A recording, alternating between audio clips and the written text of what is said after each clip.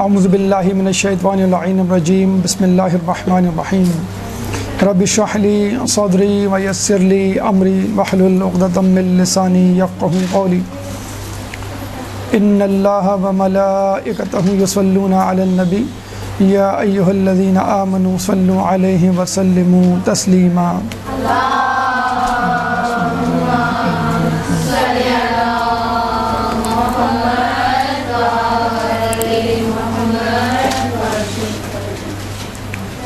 جیسا کہ آپ لوگوں کو معلوم ہے کہ 25 ذی القعدہ وہ تاریخ ہے کہ جس میں اہم واقعات رونما ہوئے اور ان واقعات کی رونما ہونے کی وجہ سے اس کی فضیلت میں اضافہ ہوا اور یہ وہ دن ٹھہرا کہ جس میں روزہ رکھنا تاکیدی مستحب ہے، اور سال کے 4 اہم ایام میں یہ ایک دن ہے کہ جس میں روزہ رکھنے کی بڑی تاکید ہے، جو کہ 70 سال کے گناہوں کا کفارہ ہے اور 70 سال کے روزوں کے برابر ہے، اور روزہ رکھنے والے کے لیے آسمان و زمین کی مخلوق استغفار کرتی ہے۔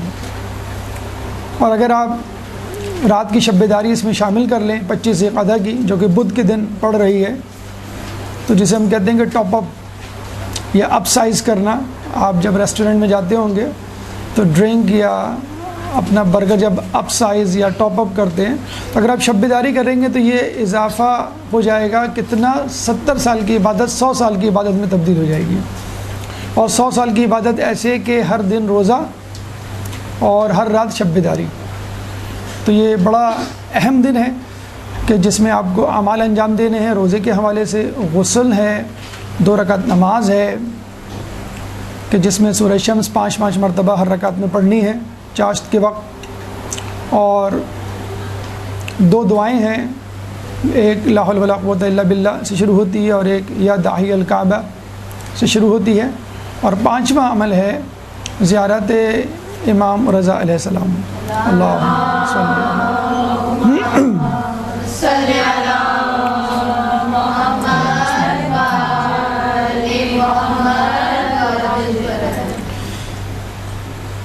ان واقعات کے حوالے سے کہ جو 25 ذی القعدہ کو رونما ہوئے، پہلے تو خود زمین کا بچھایا جانا نمبر 1، نمبر 2 حضرت ابراہیم علیہ السلام کی پیدائش، نمبر 3 حضرت عیسیٰ علیہ السلام کی پیدائش، نمبر 4 رسول اللہ کا حج کے لیے روانہ ہونا، اور نمبر 5 امام مہدی علیہ السلام کے ظہور کا دن۔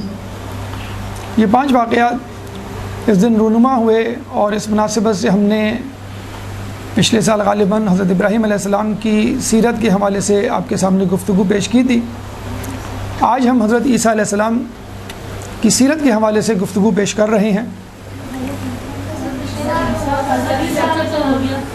حضرت عیسیٰ علیہ السلام کی سیرت کے حوالے سے یاد رکھیے کہ آپ کی سیرت اگر ہم تلاش کریں تاریخ کی کتابوں میں تو 30 سال کی عمر میں ان کو نبوت ملی، اور باقی 3 سال انہوں نے نبوت کی تبلیغ اور دین کی تبلیغ میں گزارے، اور یہ تمام واقعات جو ہمیں نبوت کے حوالے سے ان کی تبلیغ کے حوالے سے ملتے ہیں، واقعات اور حکایات سے بھرپور ہیں، جس میں نصیحتیں اور مشورے اور جسے کہتے ہیں کہ ہمارے لیے نمونہ حیات موجود ہیں۔ تو کچھ واقعات جو ہمیں تاریخ کی کتابوں میں ملتے ہیں وہ آپ کے سامنے آج پیش کیے جائیں گے سیرت حضرت عیسیٰ علیہ السلام کے عنوان سے۔ تو آج ہمارا عنوان ہے سیرت حضرت عیسیٰ علیہ السلام۔ سب سے پہلے اگر ہم بات کریں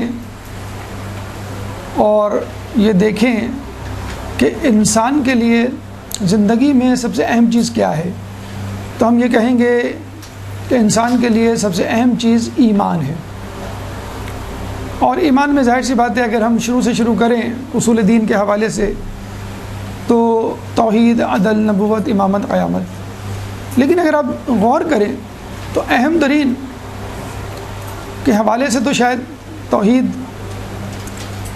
ایمان بننے کے لائق ہے آپ کی زندگی میں، لیکن جس ترتیب سے آپ کو ان اصول کو، ان عقائد کو قبول کرنا ہے، اس میں نبوت کا نمبر پہلے ہے. یعنی پہلے نبی آپ کے سامنے ہوتا ہے اور نبی اپنے آپ کو نبی کہلواتا ہے، خدا کا نمائندہ اپنے آپ کو کہتا ہے، اور پھر وہ خدا کا تعارف کرواتا ہے، پھر وہی قیامت کے بارے میں بتلاتا ہے، پھر وہی ایک کتاب آپ کے حوالے پیش کرتا ہے، اور پھر وہی شریعت کے حلال حرام کو متعین کرتا ہے. تو دیکھا جائے تو دین میں سب سے زیادہ اہمیت خود نبی کی ہے. اگر نبی پر ایمان متزلزل ہو جائے تو خدا پر بھی ایمان متزلزل ہو جائے گا، اور قیامت پہ بھی، اور باقی دین کے احکامات پر بھی. اسی لیے ہمارے یہاں نبی اور اس کے جانشین پر ایمان اولین شرط ہے اپنے اعمال کو قبول کروانے کے لیے. چنانچہ ہم یہ دیکھتے ہیں کہ جب آدم علیہ السلام کو بھیجا گیا تو فرشتوں کو کہا گیا ان کو سجدہ کرو، اور جس نے سجدے سے انکار کیا اس کو راندۂ درگاہ کر دیا گیا. حالانکہ اس کی عبادت فرشتوں سے زیادہ تھی، وہ فرشتوں کے لیے مستجاب الدعوات تھا، وہ فرشتوں کے لیے دعا کیا کرتا تھا، وسیلے اور شفاعت کا ذریعہ تھا، لیکن اس کے باوجود وہ راندۂ درگاہ ہو گیا، ملعون ٹھہرا قیامت تک کے لیے، اللہ کی لعنت کا مستحق. کیوں کہ اس نے آدم علیہ السلام کو اپنے سے زیادہ افضل برتر ماننے سے انکار کر دیا تھا. اسی طرح عیسیٰ علیہ السلام اور دیگر انبیاء کے ساتھ بھی یہی ہوا کہ جو لوگ آپ پر ایمان لائے ان میں سے کچھ ایسے تھے جو آپ کی شریعت پر عمل تو کرتے تھے، لیکن آپ کی نبوت اور آپ کے جانشینیوں پر ان کو شک تھا. اور تب کم و بیش یہ ہر نبی کے ساتھ پیش آیا ہے، خود رسول اللہ کے ساتھ پیش آیا. تو عیسیٰ علیہ السلام کے حوالے سے ایک واقعہ ہمیں ملتا ہے آپ کی نبوت کے اوپر شک ہونے کے حوالے سے، کہ حضرت عیسیٰ علیہ السلام کے زمانے میں ایک خاندان تھا کہ جو بہت زیادہ زہد و تقوی اور عبادت میں مشہور تھا، اور اتنا زیادہ عبادت و تقوی میں مشہور تھا کہ اگر وہ 40 دن اس گھرانے کا کوئی فرد 40 دن یعنی 40 راتیں شب بیداری میں گزارتا اور عبادت کرتا اور دعا کرتا تو اس کی دعا قبول ہو جاتی. خاندان کا ہر فرد. ایک دفعہ ایک شخص نے، اس خاندان کے فرد نے دعا کی، شب بیداری کی 40 دن تک، اور اس کے اختتام پر دعا کی، تو اس نے یہ دیکھا کہ اس کی دعا قبول نہیں ہوئی.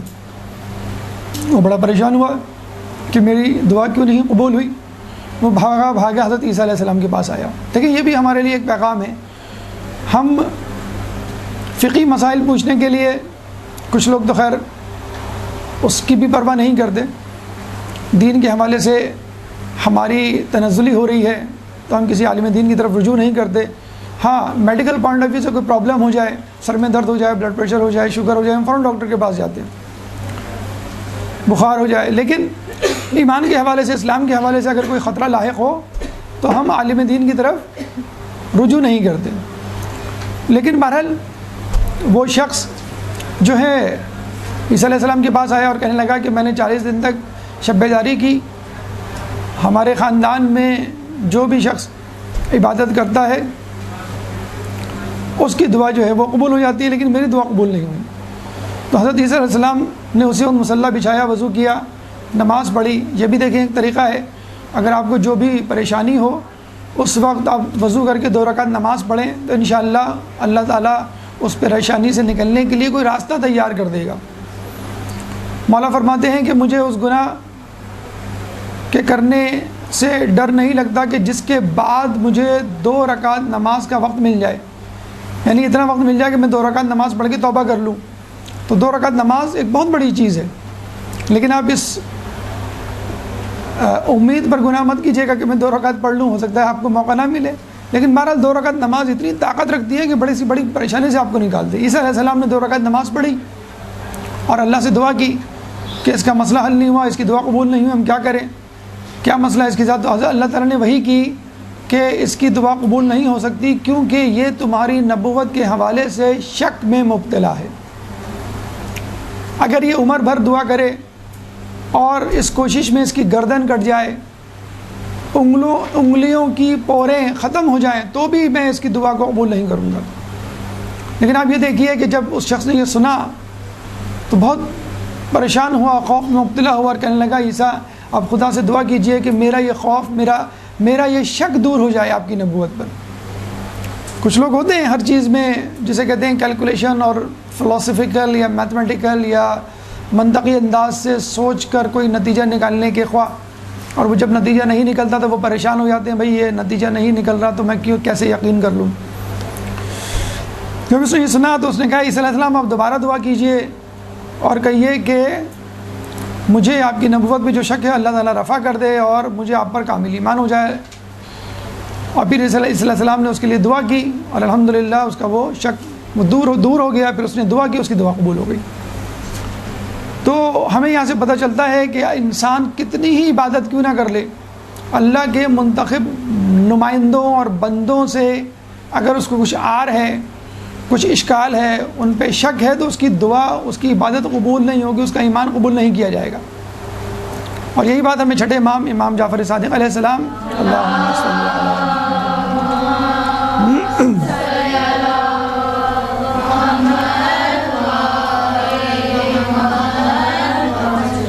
سے ملتی ہے، اور شاید یہ آپ نے واقعہ سنا بھی ہو، لیکن اس موقع پر بہت مناسب ہے اس کا تذکرہ کہ جب ایک شخص نے آپ کے سامنے اپنے پڑوسی کی عبادت کی، شب داری کی، نماز اور قرات کی تعریف کی، تو آپ نے کہا کہ کیا وہ ہماری ولایت پہ یقین رکھتا ہے؟ تو آپ کے صحابی نے کہا نہیں۔ تو آپ نے فرمایا کہ اگر وہ 1000 سال تک کی زندگی پائے اور منبر رسول اور قبر رسول کے درمیان عبادت کرے، ریاض الجنہ جو معتبر ترین بہترین مقام ہے، یا باب کعبہ مستلزم اور مقام ابراہیم کے درمیان عبادت کرے 1000 سال تک، اور صفا مروہ کے درمیان سعی کے دوران بے جرم و خطا مارا جائے، تو وہ جنت تو کیا جنت کی خوشبو بھی نہیں سونگھ سکے گا اگر وہ ہماری ولایت پہ یقین نہیں رکھتا۔ تو یہ ہے خدا کے منتخب بندوں پہ شک کرنا اور ان پہ ایمان نہیں لانا۔ اللہ تعالیٰ آپ کی کوئی عبادت، ورنہ تو شیطان نے کہا تھا کہ تو مجھے موقع دے اور میرا یہ جو فعل ہے اس کو معاف کر دے، یعنی مجھے استثناء کر دے کہ میں آدم کو سجدہ نہ کروں اور ان کو اپنے آپ سے برتر نہ ماروں، پھر میں تیری ایسی عبادت کروں گا کہ روئے زمین پر کسی نے نہیں کی ہوگی۔ لیکن خدا نے کیا کہا تھا؟ مجھے اپنی بنائی ہوئی عبادت چاہیے، تیری بنائی ہوئی عبادت نہیں۔ تو یہ وہ ایمان ہے جو ہمارے لیے ضروری ہے خدا کے نیک بندوں کے حوالے سے، ورنہ ہماری کوئی عبادت بھی قبول نہیں ہوگی۔ تو پھر ان لوگوں کا کیا کہنا کہ جنہوں نے رسول کی نبوت پہ شک کیا اور صلح حدیبیہ کے موقع پہ یہ کہا کہ رسول کی رسالت پر مجھے اتنا شک ہوا کہ اس سے پہلے کبھی نہیں ہوا تھا۔ تو بہرحال رسول، نبی، امام، خدا کے منتخب بندوں پر ایمان آپ کے اعمال، آپ کی دعاؤں کی قبولیت کی اولین شرط ہے۔ ایک درود پڑھ دے محمد والے محمد۔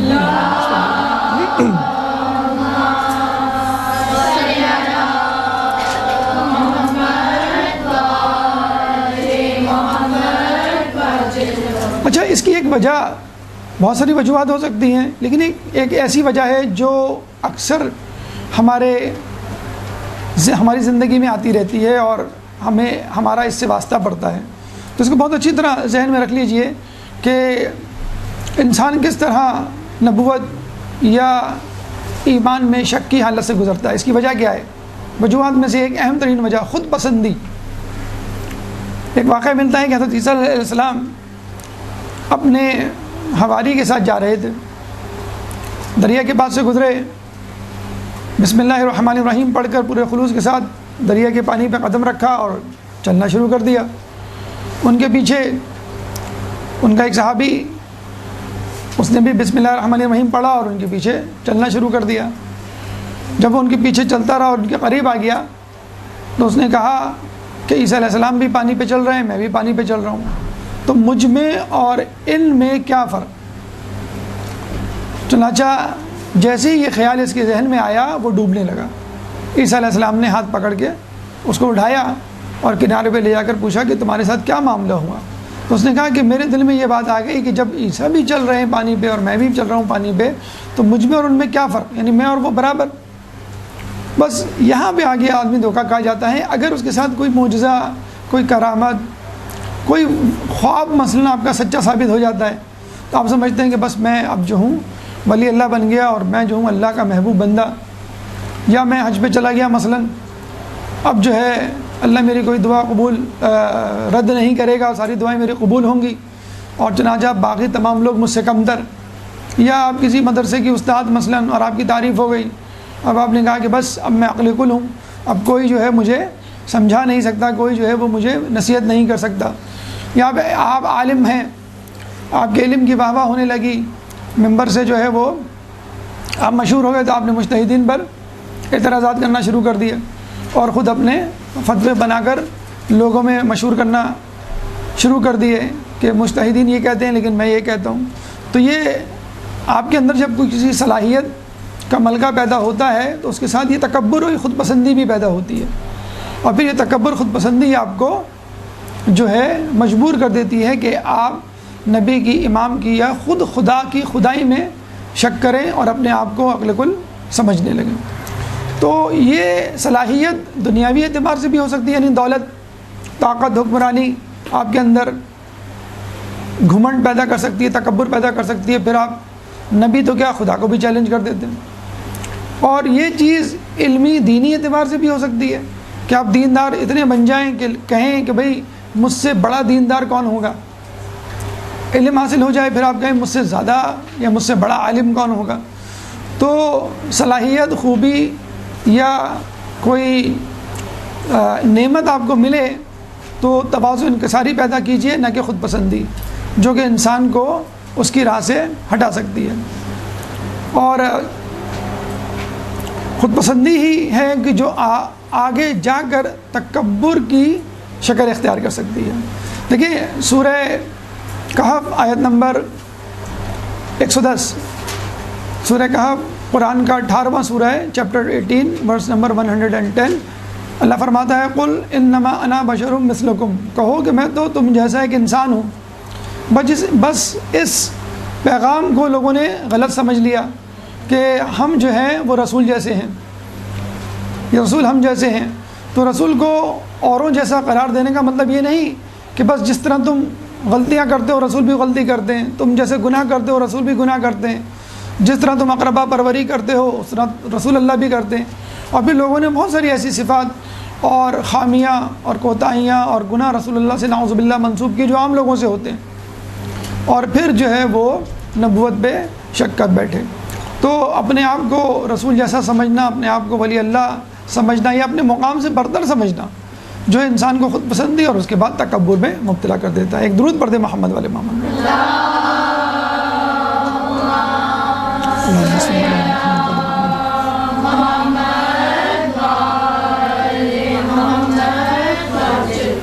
تو ایمان کے حوالے سے یہ دو اہم واقعات آپ کے سامنے پیش کیے گئے۔ ایمان کے بعد روایتوں میں آیا ہے کہ جو چیز انسان کو تلاش کرنی چاہیے، جس چیز کی فکر ہونی چاہیے، وہ ہے کسب حلال، یعنی حلال کمائی۔ یہ بہت زیادہ اہم ہے۔ اور کسب حلال کے حوالے سے ایک واقعہ حضرت عیسیٰ علیہ السلام کی سیرت، ان کی زندگی میں بھی ملتا ہے کہ حضرت عیسیٰ علیہ السلام کے ساتھ جو حواری تھے، جب ان کو بھوک پیاس لگتی تو اللہ تعالیٰ ان کے لیے دسترخوان کا بندوبست کر دیتا غیب سے، اور وہ کھانا کھاتے اور مشروبات پیتے۔ جب اس بات کو کافی عرصہ گزر گیا تو ان حواریوں نے عیسیٰ علیہ السلام سے سوال کیا کہ عیسیٰ علیہ السلام کیا ہم سے بہتر بھی کوئی قوم اس روئے زمین پر پائی جاتی ہے؟ ایک تھوڑا سا فخر ان کے اندر پیدا ہوا۔ تو عیسیٰ علیہ السلام نے کہا نعم، من یعمل بیدی ہے، جو اپنے ہاتھ سے کام کرے، اور وَيَأْكُلُ مِن کسبہ، اور جو اپنے ہاتھ کی کمائی کھائیں، جو اپنے ہاتھ سے عمل کرے اور اپنے ہاتھ کی کمائی کھائیں۔ تو دیکھیے انہوں نے چونو چرا نہیں کی، یہ نہیں کہا کہ بس ہمیں تو یہی کھانا چاہیے، ہمیں تو یہی معجزہ چاہیے، بیٹھے بیٹھے ہمیں کھانا مل رہا ہے۔ جب انہوں نے کہا کہ نہیں، اس سے بہتر یہ ہے کہ ہم خود اپنے ہاتھ سے کمائیں، تو انہوں نے حضرت عیسیٰ علیہ السلام سے کہا کہ آپ ہمارے لیے بندوبست کیجئے کسی ایسی چیز کا جس سے ہم اپنی خود روزی کر سکیں۔ چنانچہ پھر تمام لوگوں نے مشورہ کر کے دھوبی گھاٹ کھولنے کا فیصلہ کیا، اور پھر لوگوں کے کپڑے دھونے شروع کیے، اور دھوبی مشہور ہو گئے لوگوں میں۔ اور کہتے ہیں کہ وہ اتنے بہترین کپڑے، سفید نکھرے ہوئے کپڑے دھوتے تھے کہ ان کا نام حواری پڑ گیا۔ حور عربی میں کہتے ہیں بہت زیادہ سفید چیز کو، جو ہم کہتے ہیں نا حور العین، تو جس کی آنکھ کی سفیدی بہت زیادہ سفید ہو اور جس کی آنکھ کی پتلی بہت زیادہ سیاہ ہو، اس کو ہم کہتے ہیں حور العین یا حور۔ تو یہ اسی وہیں سے نکلا ہے۔ تو ان کا نام حواری پڑا ہی اسی لیے کہ وہ اتنے صاف اور نکھرے ہوئے کپڑے دھوتے تھے کہ لوگ جو ہے بڑے خوش ہو جاتے تھے، اور پھر یہاں سے انہوں نے اپنے ہاتھ سے کمائی کرنے کا جو ہے وہ سلسلہ شروع کیا۔ تو یہاں سے ہمیں ایک سبق ملتا ہے کہ انسان اگر اپنے ہاتھ سے کمائے، اپنے ہاتھ سے کمائی ہوئی روزی کھائے، تو اس میں کوئی بھی عیب والی بات نہیں ہے۔ اور یہ ہمیں خود پانچویں امام محمد باقر علیہ السلام اللہم صلی علی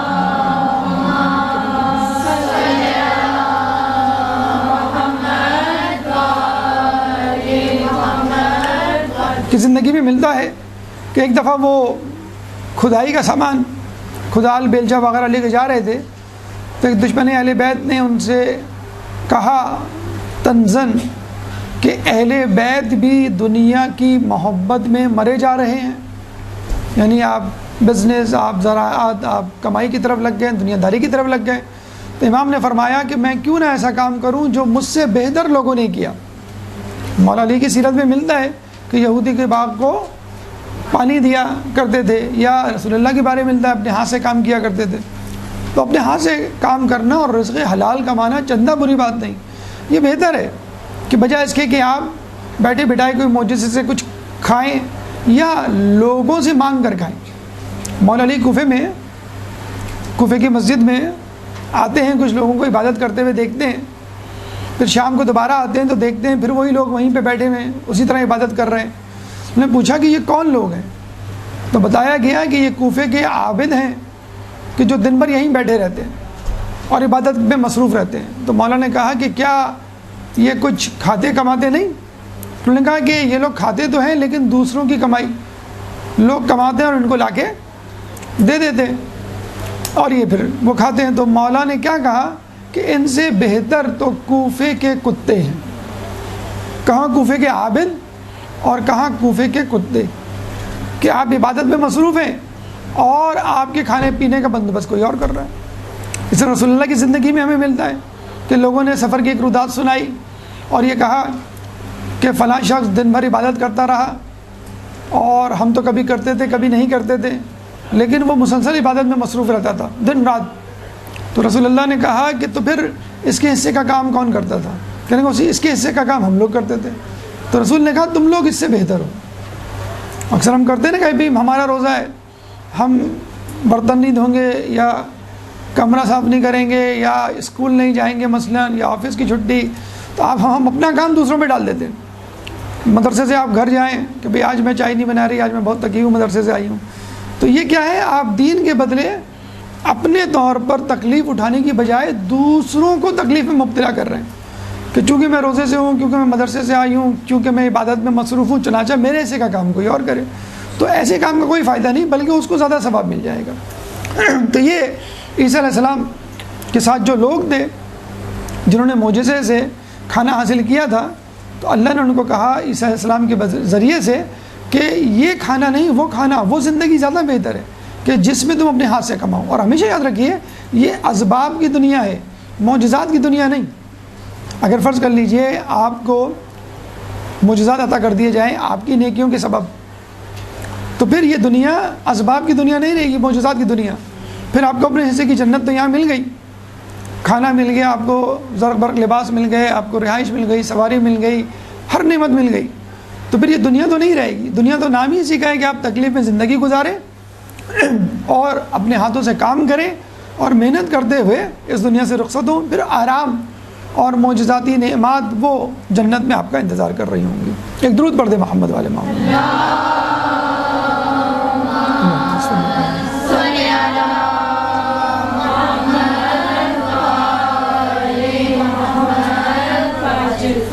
دیکھیے جب آدمی رزق حلال کماتا ہے یا روزگار حاصل کرتا ہے تو اس میں بھی انسان ذرا بے اعتدالی کا شکار ہو جاتا ہے۔ جہاں آپ کے روزگار میں اضافہ ہوا، اللہ نے برکت دی، جہاں چند پیسے زیادہ آنے لگے اور آپ کا اسٹیٹس اور لوگوں سے بڑھ گیا تو پھر کیا ہوتا ہے؟ آپ اللہ کو بھول جاتے ہیں، لوگوں کو حقارت کی نگاہ سے دیکھتے ہیں، پھر اپنے فرائض اور واجبات سے منہ موڑ لیتے ہیں، پھر دنیا میں مبتلا ہو جاتے ہیں، اور پھر حل میں مزید اور زیادہ کی رٹ اور آرزو آپ کے ساتھ لگ جاتی ہے، اور پھر آپ بتدریج خدا سے دور ہوتے ہوتے مکمل طور پہ اس سے غافل ہو جاتے ہیں، اور یہ چیز آپ کے اندر حب دنیا پیدا کر دیتی ہے کہ میں اور نعمتوں سے استفادہ کروں اور دنیا داری کروں۔ تو حب دنیا کے حوالے سے ایک بڑا اچھا واقعہ ہمیں حضرت عیسیٰ علیہ السلام کے حوالے سے ملتا ہے، اور یہ تو آپ کو معلوم ہے کہ حضرت عیسیٰ علیہ السلام مردوں کو زندہ کر دیا کرتے تھے۔ چنانچہ بلازدہ نامی شہر سے وہ گزرے تو وہاں دیکھا کہ تمام لوگ مردہ پڑے ہوئے ہیں اور ان کے ساتھ حیوانات بھی مردہ پڑے ہوئے ہیں۔ تو عیسیٰ علیہ السلام نے کہا کہ لگتا ہے کہ یہاں پر عذاب آیا ہوگا، اگر یہ لوگ ایک ایک کر کے مرتے تو ایک دوسرے کو دفناتے، لیکن سب ایک ساتھ مرے ہوئے ہیں، حیوانات بھی مرے ہوئے ہیں، اور جو جہاں پر ہے وہاں پہ مرا ہوا ہے، پڑا ہوا ہے۔ اس کا مطلب ہے کہ کوئی عذاب آیا ہے اس بستی پر۔ عیسیٰ علیہ السلام کے حواریوں نے عیسیٰ علیہ السلام سے کہا کہ آپ ان میں سے کسی کو زندہ کیجئے اور اس سے پوچھئے کہ ان لوگوں پر یہ عذاب کیوں آیا، کس گناہ کے سبب آیا، اور اس طرح ہمیں عبرت حاصل ہوگی، پھر ہم وہ گناہ نہیں کریں گے، اس کام سے دور رہیں گے۔ عیسیٰ علیہ السلام نے 2 رکعت نماز پڑھی، ہاتھ اٹھائے دعا کے لیے، اور کہا کہ تم میں سے کوئی ایک زندہ ہو اور مجھے اپنے حالات بتائے۔ تو کہتے ہیں کہ ایک شخص زندہ ہو گیا۔ موسیٰ علیہ السلام نے کہا کہ تم پر یہ عذاب کیوں کر آیا، تمہارے ساتھ یہ کیوں کر ہوا؟ تو اس نے کہا کہ ہم پر یہ عذاب 4 گناہوں 4 اعمال کی وجہ سے ہوا۔ آپ نے کہا وہ کون سے 4 اعمال وہ گناہ جو تم نے کیے؟ تو اس نے کہا سب سے پہلے تو یہ کہ ہم طاغوت کی پرستش کیا کرتے تھے، نمبر 2 ہم خدا سے بے خوف تھے اور دنیا سے لو لگا بیٹھے تھے، نمبر 3 ہماری آرزویں بہت طویل ہوا کرتی تھیں، اور نمبر 4 ہم کھیل کود میں مصروف رہتے تھے۔ عیسیٰ علیہ السلام نے کہا کہ تم طاغوت کی پرستش کیسے کرتے تھے، یعنی تمہارا طاغوت کیا تھا؟ اب دیکھیے اس نے کیا جواب دیا۔ اس نے کہا ہم گناہ گاروں کی اطاعت کیا کرتے تھے، بس یہی طاغوت کی پرستش ہے۔ طاغوت کی پرستش کسی بت کی پرستش کا نام نہیں ہے، خدا کے مقابلے میں کسی شخص کے کھڑے ہونے، خدائی کا دعویٰ کرنے اور اس کے پیچھے چلنے کا نام نہیں ہے۔ انسان کسی بھی گناہ گار کی اطاعت کرنے لگے، آپ اپنے دوست کی اطاعت کریں، چلو بھائی فلم دیکھنے چلیں، چلو بھائی موسیقی سننے چلیں، چھوڑو ابھی نماز کیا پڑھنا، بعد میں پڑھ لیں گے۔ غیبت اس نے کی، آپ نے بھی اس کے پیچھے غیبت شروع کر دی۔ اور اکثر تو یہ لوگ کہتے ہیں کہ بھئی اگر میں نے یہ نہ کیا یا یہ نہ کیا ہوتا تو میرا دوست مجھ سے ناراض ہو جاتا، میں حجاب کرتی ہوں تو میری دوست میرے ساتھ کمفرٹیبل نہیں ہوتی اور میرا مذاق اڑایا جاتا ہے۔ تو پھر کیا ہوتا ہے، آپ بھی حجاب چھوڑ دیتی ہیں اور پھر کہتی ہیں کہ میری سہیلیوں کو میرے دوستوں کو پسند نہیں، یہ شوہر کی وجہ سے کوئی حجاب چھوڑ دے تو یہ کیا ہے؟ گناہ گاروں کی اطاعت، یہی طاغوت کی پرستش ہے، یہی طاغوت کی عبادت ہے۔ پھر عیسیٰ علیہ السلام نے کہا کہ تم لوگ دنیا سے محبت کس طرح کیا کرتے تھے؟ انہوں نے کہا کہ ہم دنیا سے محبت اس طرح کرتے تھے کہ جس طرح ایک ماں اپنے بچے سے محبت کرتی ہے، جس طرح بچہ آپ سے روٹھ جائے، ناراض ہو جائے، آپ پریشان ہو جاتی ہیں، اور جب وہ آپ کے ساتھ راضی ہو تو آپ خوش ہو جاتی ہیں، اس کی خوشی آپ کی خوشی، اس کی ناراضگی آپ کی ناراضگی۔ تو جب دنیا ہمارے پاس ہمارے ساتھ ہوتی تھی تو ہم خوش ہوتے تھے، اور جب دنیا ہمارے ہاتھ سے نکل جاتی تھی تو ہم پریشان ہو جاتے تھے۔ لمبی آرزویں اور غفلت، کھیل کود۔ لمبی آرزویں آپ نے دیکھا ہوگا کہ ہماری زندگی مسلسل ایک آرزو پوری ہونے کے بعد پھر دوسری آرزو، پھر تیسری آرزو، آپ کے پاس ایک موبائل آتا ہے، پھر دوسرے لیٹسٹ موبائل، پھر تیسرا، پھر چوتھا، وہ جیسے جیسے لیٹسٹ موبائل آتے چلے جاتے ہیں آپ اس کے پیچھے بھاگتے رہتے ہیں۔ پھر گاڑی، نئی گاڑی، بڑی گاڑی، لیٹسٹ ماڈل کی گاڑی، گھر، اچھا گھر، اس سے بہتر گھر، ریزیڈنس، مضافات میں، پھر شہر میں، پھر دبئی میں، پھر امریکہ، پھر امیگریشن، ایک طویل دوڑ شروع ہو جاتی ہے آپ کی نا. اور پھر غفلت، کھیل کود، تماشے، جس کی آج کل کثرت ہے، انٹرٹینمنٹ جسے کہتے ہیں کہ جس میں آدمی مشغول ہو جاتا ہے، اور بظاہر وہ حرام بھی نہیں ہوتے، لیکن آدمی یہ کہتا ہے کہ چلو میں تھوڑا سا اور کھیل لوں، ابھی تو ٹائم ہے نماز میں، ابھی تو قضا ہونے میں ٹائم ہے، اور پھر جو ہے وہ نمازیں قضا ہونے لگتی ہیں. والدہ یا والد بلاتے ہیں، آپ ان کا کہنا نہیں مانتے، تو یہ غفلت کی چیز ہے. تو وہ اس نے کہا کہ ہم ان چیزوں میں پڑے ہوئے تھے. اچھا آپ دیکھیے، آدمی کے جب اچھے دن گزرتے ہیں تو وہ کیا کہتا ہے کہ اللہ مجھ سے راضی ہے، جبھی تو اللہ نے مجھے اتنی نعمتیں دی ہیں. تو مولا فرماتے ہیں ایسی نعمت سے ڈرو کہ جب تم گناہ گاری میں زندگی گزار رہے ہو، کیونکہ یہ مہلت ہے اللہ کی طرف سے، اور خدا نخواستہ اسی گناہ میں موت آ گئی تو توبہ کی بھی توفیق نہیں. تو عیسیٰ علیہ السلام نے کہا کہ پھر تمہارے ساتھ کیا ہوا؟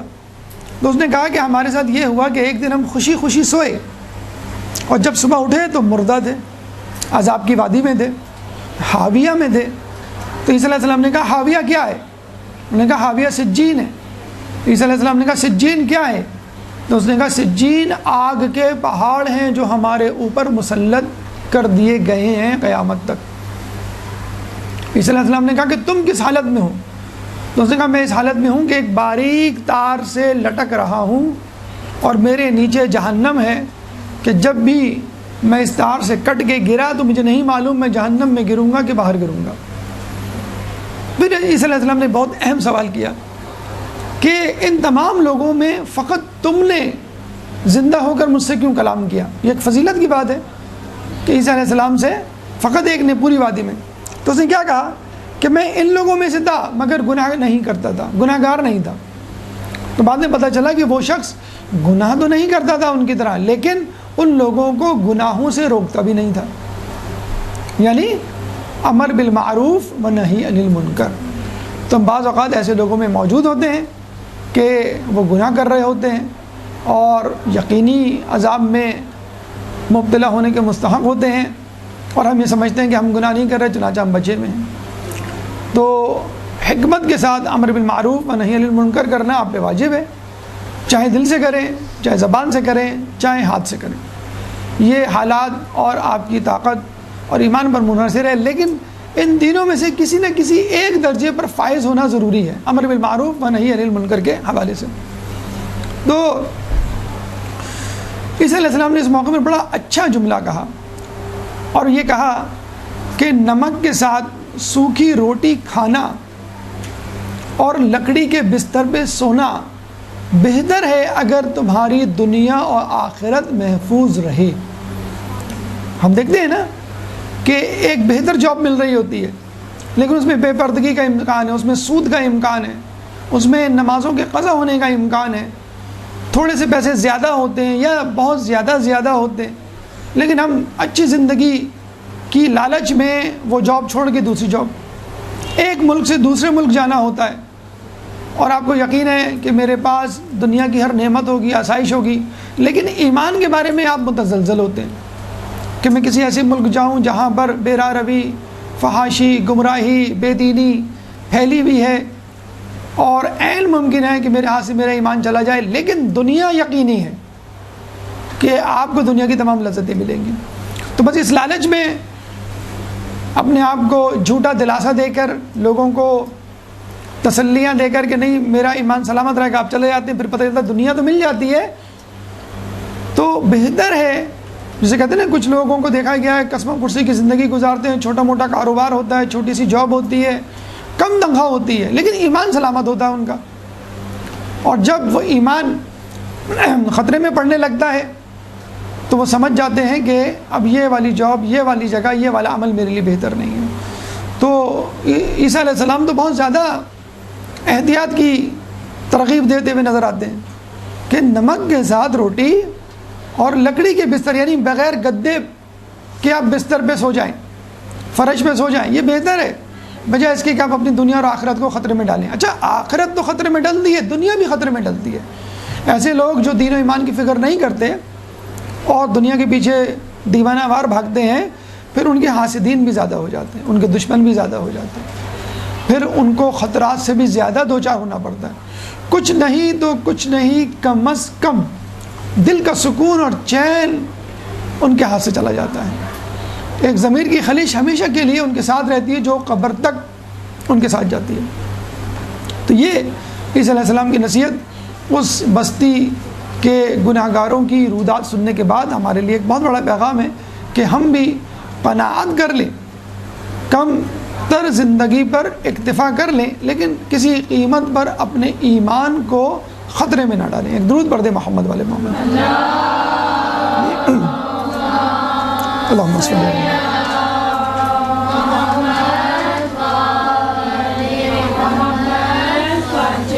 دیکھیے یہ حب دنیا کی ایک مثال ہے کہ انسان دنیا داری میں پڑ جائے اور خدا سے زیادہ دنیا والوں سے ڈرے.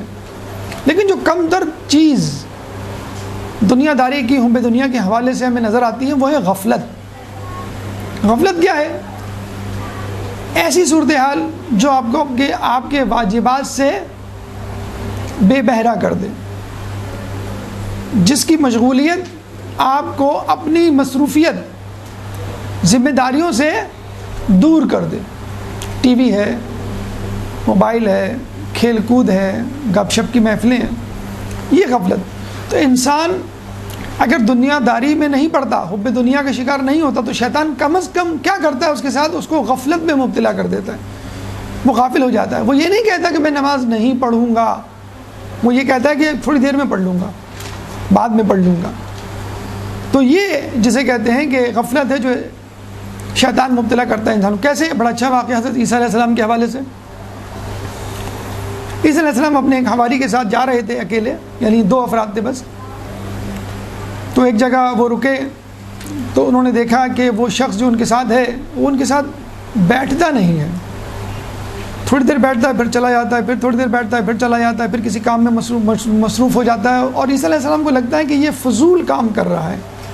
یہ بالکل ایسا ہی کہ گھر میں آپ اپنے بیٹے اور اپنے چھوٹے بھائی بہن کے ساتھ بیٹھے ہوئے ہیں اور اس کو پڑھانا ہے آپ کو. اچھا اس زمانے میں باقاعدہ مدرسے، اسکول، کالج تو ہوا نہیں کرتے تھے. تو ہوتا یہ تھا کہ کوئی نبی، کوئی ولی، کوئی استاد، کوئی عالم جس کے ساتھ اب آپ رہتے تھے اور استفادہ کرتے تھے اور علم حاصل کرتے تھے، تو اس کی صحبت، اس کے ساتھ رہنا ہی ایک مدرسہ تھا، ایک اسکول تھا، ایک جسے کہتے ہیں کہ کلاس ہوا کرتی تھی وہ. تو عیسیٰ علیہ السلام نے جب یہ دیکھا کہ یہ شخص مسلسل گھوم رہا ہے، ادھر ادھر کچھ چیزیں جمع کر رہا ہے، چن رہا ہے کچھ، تو ان کو بہت غصہ آیا. انہوں نے بہت سمجھایا اس کو کہ میرے پاس بیٹھو، لیکن وہ شخص نہیں بیٹھا. تھوڑی دیر بعد عیسیٰ علیہ السلام نے دیکھا کہ اپنے ہاتھ میں بہت ساری ہڈیاں جمع کر کے لایا، اور ہڈیاں جمع کر کے عیسیٰ علیہ السلام کے سامنے رکھ دی اور کہا کہ آپ اس ہڈی کے مالک انسان کو زندہ کریں، یعنی جس کی ہڈیاں ہیں اس کو زندہ کریں آپ. تو عیسیٰ علیہ السلام کو اس پہ بڑا غصہ آیا. دیکھیے معجزات اس کو دکھائے جاتے ہیں کہ جو نبی پر یقین نہیں کرتا تو وہ معجزہ طلب کرتا ہے، معجزہ دکھایا جاتا ہے، پھر وہ ایمان لے آتا ہے. لیکن اگر کوئی ایمان لے آیا ہو اور پھر بھی کہے کہ مجھے معجزہ دیکھنا ہے، یا تو اس کو آپ کی نبوت پہ شک ہے، یا پھر وہ معجزے کو کھیل تماشا سمجھ رہا ہے. یہ جادو، کرتب بازی، سرکس تو نہیں ہے کہ آپ لوگوں کو دکھاتے پھریں اور اپنی واہ واہ کروائیں. تو وہ لا کے بیٹھ گیا اور عیسیٰ علیہ السلام کو بہت غصہ آیا اس بات پر بھی کہ یہ معجزہ کیوں طلب کر رہا ہے، یہ کوئی کھیل تماشا تو نہیں ہے. تو عیسیٰ علیہ السلام جو ہے اس وقت وہ نماز پڑھتے ہیں اور اللہ سے دعا کرتے ہیں کہ یہ مجھ سے کہہ رہا ہے کہ اس ہڈی کے مالک انسان کو زندہ کر دے، جس کی ہڈیاں اس کو زندہ کر دے. یعنی وہ نہ چاہ رہے تھے، لیکن پھر بھی کیونکہ اس کی ضد تھی تو اس کی ضد کو اللہ کے سامنے رکھ دیا. تو اللہ نے کہا کہ ٹھیک ہے تم اس کو حکم دو، یہ جس کی ہڈیاں ہیں وہ زندہ ہو جائے گا. عیسیٰ علیہ السلام نے حکم دیا تو وہ شیر بن گیا، یعنی وہ انسان نہیں تھا، وہ ہڈیاں شیر کی تھیں. اور جیسے وہ شیر بنا، مجسم شیر اس آدمی کو ہڑپ کر گیا. عیسیٰ علیہ السلام نے ایک دم سے، جسے کہتے ہیں وہ بھی ہکا بکا رہ گئے، یہ کیا ہو گیا؟ انہوں نے کہا کہ تم نے ایسا کیوں کیا؟ کہیں گے اس لیے کہ اس شخص نے آپ کو غصہ دلایا تھا. دیکھیے استاد کا احترام، عالم کا احترام، بزرگ کا احترام ہمیں یہاں سمجھ میں آتا ہے کہ ہمارے سامنے والد والدہ بیٹھے ہوں، بزرگ بیٹھے ہوں، عالم بیٹھا ہو، استاد بیٹھا ہو، کوئی بھی قابل احترام شخصیت بیٹھی ہو، اور ہم اکثر دیکھا گیا نوجوان ٹانگ پہ ٹانگ رکھ کے موبائل یا صوفے پہ نیم دراز ہو کے ٹی وی دیکھ رہے ہیں. مطلب ایک احترام اور ایک جسے کہتے ہیں ادب اب مفقود ہوتا جا رہا ہے. پہلے کیا ہوتا تھا کہ والد صاحب اگر کمرے میں آتے تھے تو بیٹے، اس کے صاحبزادے اٹھ کے دوسرے کمرے میں چلے جاتے تھے، اتنا ڈر خوف اور ہیبت ہوا کرتی تھی۔ پھر یہ دور آیا کہ وہ آتے تھے تو آپ اٹھ کے بیٹھ جایا کرتے تھے، ٹی وی کا چینل چینج کر دیا کرتے تھے۔ اب کیا ہوتا ہے، ابو سامنے سے ہٹے نظر نہیں آ رہا، اب تو یہ کہتے تھے، اور جس طرح بیٹھے ہوئے اسی پوسچر میں بیٹھے رہتے ہیں، باقاعدہ امی کو ابو کو ٹوکنا پڑتا ہے کہ تمہاری پھپھو آئی ہیں سلام کر لو، تمہارے چچا آئے ہیں ان سے ذرا مل لو۔ تو اب آپ یہ واقعہ دیکھیں کہ فقط بے ادبی تھی نا، اس نے یہ تو نہیں کہا کہ میں عیسیٰ کو نہیں مانتا، اس نے کوئی حرام کام بھی نہیں کیا، اس نے ہڈیاں جمع کی، لیکن بے ادبی، بے احترامی، بے وقاتی اور فضولیات میں مشغول رہنا، اپنے آپ کو غفلت میں مبتلا رکھنا، تو وہ اس کو کھا گیا۔ اور عیسیٰ علیہ شیر نے کیا کہا کہ کیونکہ آپ اس سے ناراض تھے اس لیے میں اس کو کھا گیا۔ اگر ہم ہوتے اس کی جگہ کیا کرتے، یا یوں یہ سوال یوں کر لیجئے کہ اس نے ایسا کیوں کیا، تو ہم کہیں گے اس زمانے میں فیس بک نہیں تھا، ورنہ وہ آدمی جو ہے وہ فیس بک یوز کر رہا ہوتا۔ ہم ہوتے اس آدمی کی جگہ تو فیس بک پہ ہوتے، لاگ آن ٹویٹر پہ ہوتے، یا انٹرنیٹ پہ مصروف ہوتے، یا ٹی وی پہ فیفا دیکھ رہے ہوتے، یا کوئی ریسیپی والا چینل دیکھ رہے ہوتے۔ عیسیٰ علیہ السلام بیٹھے ہوتے، کب یہ فارغ ہوگا، کب وقفہ آئے گا، کب اشتہارات چلیں گے تو یہ میرے پاس آئے گا۔ تو کہنے کا مقصد یہ ہے کہ اس زمانے کی مشغولیات، کھیل تماشے، غفلت کے ذرائع اور تھے، آج کل غفلت کے ذرائع اور ہیں، لیکن سزا دونوں کی ایک ہی ہے، بے احترامی، بے ادبی ہی تو ہے، انداز مختلف ہیں۔ وہ کسی اور لغو کام میں مصروف تھا، ہم کسی اور لغو کام میں، لغو کام میں یا لہو و لعب میں مصروف ہوں گے۔ تو ہمیں چاہیے کہ اس غفلت کی زندگی سے باہر آئیں، اپنے آس پاس دیکھیں کیا ذرائع ہیں جن سے ہم نصیحتیں حاصل کر سکتے ہیں۔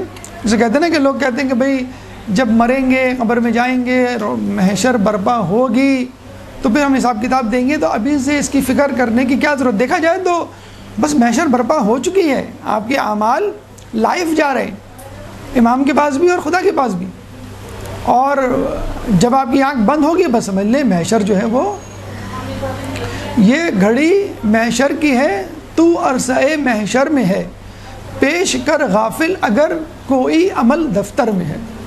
سمجھ لیں کہ یہ آپ کا محشر ہے، اور آپ کے پاس جو کچھ بھی اعمال ہیں وہ خدا کے سامنے اس وقت جو ہے وہ پیش ہو رہے ہیں۔ تو غفلت سے بچیے، اس آدمی کی طرح نہ ہو جائیے کہ جو اپنے سامنے بیٹھے ہوئے نبی کی بے احترامی کرتے ہوئے غفلت میں مشغول ہو گیا۔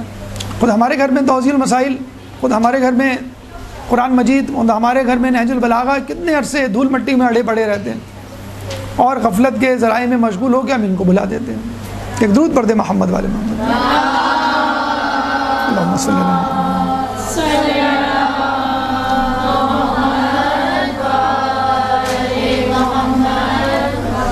گفتگو کا سلسلہ ہم وہیں سے شروع کرتے ہیں۔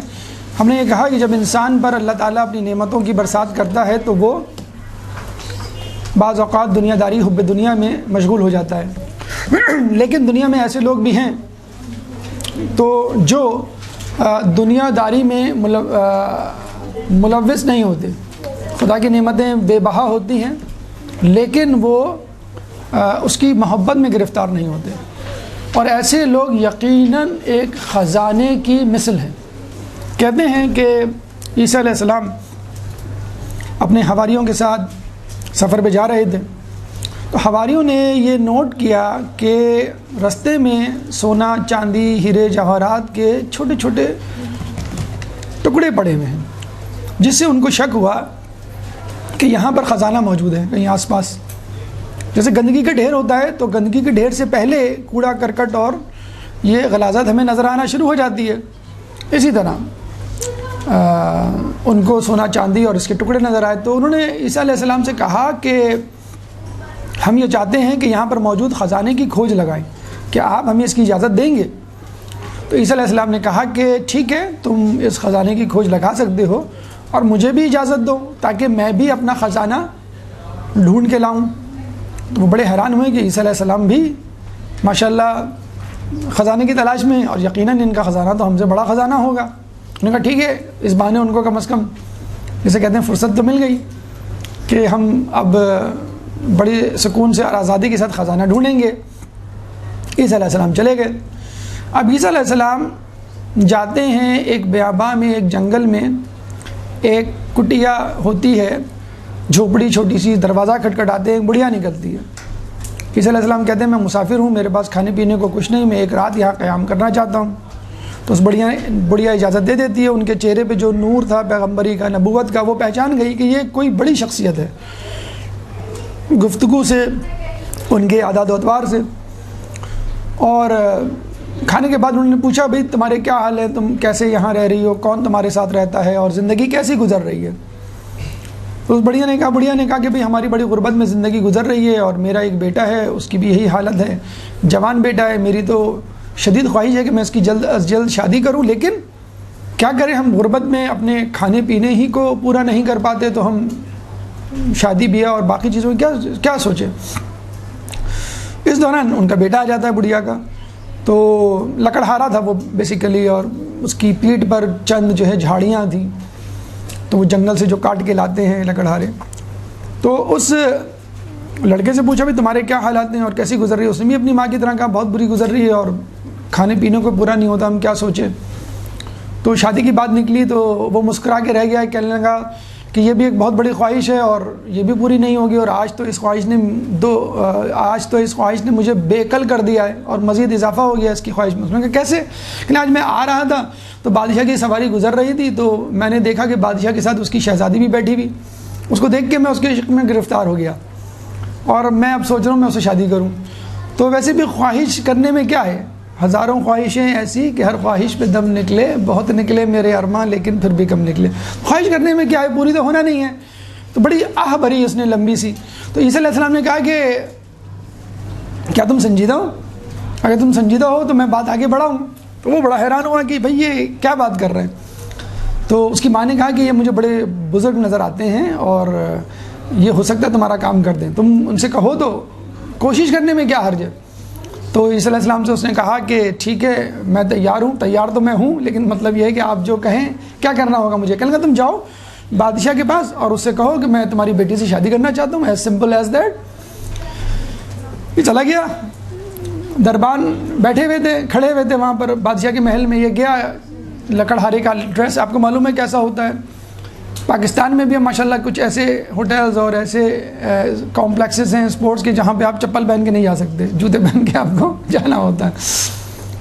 دبئی میں اور دوسری جگہوں پہ کچھ ایسی جگہیں ہیں, امریکہ یورپ میں آپ سوٹ میں جا سکتے ہیں آپ جو ہے وہ, اور کسی ڈریس میں نہیں جا سکتے. بہرحال تو یہ دربان کو جب اس نے کہا, دربان نے کہا تم کہاں جا رہے ہو, کیا لینے جا رہے ہو. کہنے میں بادشاہ کی بیٹی کا رشتہ لینے جا رہا ہوں اپنے لیے. اچھا وہ غصے میں آنے کی بجائے ہنس کے لوٹ پوٹ ہو گئے کہ یہ کیا باتیں کر رہا ہے. اچھا اس پہ غصہ آنے کی بجائے, اس کو مارنے کی بجائے انہوں نے کہا کہ چلو ہم جو ہیں وہ ہم کہتے ہیں نا زبانیں اور اردو زبان میں مزے لیتے ہیں اس کو لے چلتے ہیں اندر, بھرے دربار میں بادشاہ کے سامنے پیش کریں گے. جب یہ جملہ کہے گا تو سب ہنس کے لوٹ پوٹ ہو جائیں گے, اور بادشاہ جو ہے وہ بھی ہنس کے لوٹ پوٹ ہو جائے گا. اچھا اس زمانے میں یہ ہوتا تھا کہ جو بادشاہ کو ہنساتا تھا, خوش کرتا تھا, تو وہ شخص بادشاہ سے پیسے یا تحفہ مانگتا تھا کہ دیکھیں میں نے آپ کے چہرے پہ مسکراہٹ لانے کا ذریعہ بنا میں, اور مجھے کچھ انعام دیجیے. تو اس نے کہا اس بہانے میں کچھ انعام مل جائے گا بادشاہ سے. ہم نے بادشاہ کو خوش کیا. ابھی چلے گئے بادشاہ کے سامنے. تو بادشاہ نے کہا بھئی کیا چاہتے ہو. انہوں نے کہا میں تمہاری بیٹی کا رشتہ چاہتا ہوں. بادشاہ کچھ دیر کے لیے ہکا بکا ہوا, لیکن اس کے ساتھ یہ قہقہ بلند ہوا پورے دربار میں. بادشاہ بھی ہنسنے لگا. تو وزیر اعظم نے کہا کہ کوئی بات نہیں, آپ بھی بات کو آگے بڑھائیں اور مزید جو ہے وہ خوش ہوئیے, مزے لیے. مطلب اس شخص کے کیا, اب آپ اس کو کہہ دیں کہ میری بیٹی کا مہر اتنا ہے, یہ مہر لا دو تو میں تمہاری شادی کر دوں گا. اور مہر کیا تھا, 5 تولہ سونا نہیں تھا آج کل کی طرح جو بڑی آرام سے ارینج ہو جائے. تو بادشاہ نے کہا بھائی اتنے یاقوت, اتنے سونا, اتنا چاندی, اتنے ہیرے, اتنے یہ, اور اتنی اماؤنٹ بتائی جو خود اس کے خزانے میں نہیں تھی. تو وہ بڑی مرضی سے سر ہلا کے چل دیا کہ ٹھیک ہے. اس کے لیے کوئی مسئلہ تھوڑی تھا, اس نے جو ہے وہ ٹینشن نہیں لی, ٹینشن دینے کی لینے کی نہیں. تو کیا یہ ٹینشن میں عیسیٰ علیہ السلام کو ٹرانسفر کر دوں گا, وہ جانے ان کا کام جانے. تو وہ گیا عیسیٰ علیہ السلام سے کہا کہ بھائی میں نے رشتہ مانگا تھا, انہوں نے مہر کی رقم اتنی طے کی ہے کہ کوئی بات نہیں. عیسیٰ علیہ السلام نے اپنی ٹینشن خدا کو ٹرانسفر کر دی, اور خدا کے لیے کوئی مسئلہ تھوڑی ہے. اب یہ کہ بے ابا میں عیسیٰ علیہ السلام نے کہا کہ بھائی تم دعا مانگو, وہ میں دعا مانگتا ہوں, تم جو ہے یہ پتھر کنکر جتنے بھی پڑے ہوئے ان کو بوری میں ڈالنا شروع کر دو. ایک تھیلی لے گئے تھے اپنے ساتھ, ڈالنا شروع کیا. وہ جیسے ہی ڈالتا جاتا وہ پتھر کنکر سونے چاندی ہیرے جواہرات یاقوت میں تبدیل ہوتے جاتے ہیں۔ اچھا، اس قسم کا موقع خود مولا علی کے حوالے سے ملتا ہے۔ کوفے کی مسجد میں کچھ لوگوں نے ان کو کہا کہ آپ ہمارے لیے کوئی معجزہ دکھائیے۔ انہوں نے معجزہ دکھایا، یعنی ہاتھ بلند کیے تو آس پاس کے پتھر کنکر جو ہے ہیرے جواہرات یاقوت میں تبدیل ہو گئے۔ تو نبی کے لیے، ولی کے لیے کوئی مشکل تھوڑی ہے۔ اب یہ پتھر ڈال کر تھیلی لے کے وہ بادشاہ کے پاس پہنچ گیا بوری لے کر۔ جب اس نے بوری الٹی تو پتہ چلا کہ اس کے خزانے میں بھی اتنے قیمتی پتھر ہیر جواہرات نہیں ہوں گے۔ اب وزیر وغیرہ جو ہے ان کے دلوں میں لالچ آ گیا، انہوں نے کہا کہ اس سے کہیے کہ ایک اور مرتبہ اتنا مہر لے کر آؤں تو اس بہانے آپ کے خزانے میں اضافہ تو کریں گے، ایک اور مرتبہ اتنا ہی مہر چاہیے تب میں شادی کروں گا۔ دوبارہ گیا عیسیٰ علیہ السلام سے بھولے پن میں کہا کہ بھائی انہوں نے ایک اور اتنا ہی مہر مانگا ہے، کہنے کوئی بات نہیں۔ پھر وہیں گئے، پھر کہا کہ یہ پتھر کنکر جتنے بھی ہیں بوری میں ڈالنا شروع کرو۔ انہوں نے ڈالنا شروع کیے، پھر وہی ہیرے جواہرات یاقوت میں تبدیل ہو گئے۔ وہ دوبارہ لے کے گیا اور پھر بوری الٹ دی، پھر وہی ماشاءاللہ خزانہ۔ تو وزیروں نے کہا کہ لگتا ہے اس کا تعلق کسی ایسی شخصیت سے جو اس کو یہ دے رہا ہے، کیونکہ اس کی حالت سے تو نہیں لگتا۔ اس سے پوچھا گیا تو اس نے کہا یہ میرے گھر جو ہے وہ نبی عیسیٰ ٹھہرے ہوئے۔ تو وہ سمجھ گیا بھی عیسیٰ علیہ السلام کی ہم پیشکش دیکھا جائے تو یہی وہ اس کے ولی ہیں۔ تو انہوں نے کہا کہ اس سے رشتہ کرنے میں کوئی قباحت نہیں، کیونکہ جب یہ پتھر کنکر کو ہیرے بنا سکتا ہے تو آپ کی سلطنت کو بھی بچا سکتا ہے، آپ کی بیٹی کو بھی جسے کہتے ہیں سونے میں تول دے گا، یہ سونے کا نوالا کھلائے گا، اس میں کیا حرج ہے؟ تو بادشاہ نے کہا ٹھیک ہے، تم اپنے نبی عیسیٰ کو بولو کہ وہ آئیں اور تمہارا نکاح پڑھیں۔ اور عیسیٰ علیہ السلام آئے، ان کا نکاح پڑھا اور شہزادہ شہزادی کی شادی، لکڑہارے اور شہزادی کی شادی ہو گئی۔ دوسرے دن بادشاہ کو ہارٹ اٹیک، یعنی طبیعت خراب ہوئی اس کی، اور وہ اسی دن مر گیا بیچارہ۔ تو ظاہر سی بات ہے کوئی اور تو نہیں تھا، یہی تھا، ایک بیٹی تھی اور یہ داماد، تو اس کے ہاتھ میں پوری سلطنت آ گئی۔ تو اب شہزادہ شہزادی یعنی بادشاہ اور ملکہ بن گئے اور ہنسی خوشی رہنے لگے۔ یہاں پہ عموماً دنیاوی کہانی ختم ہو جاتی ہے، ٹھیک ہے۔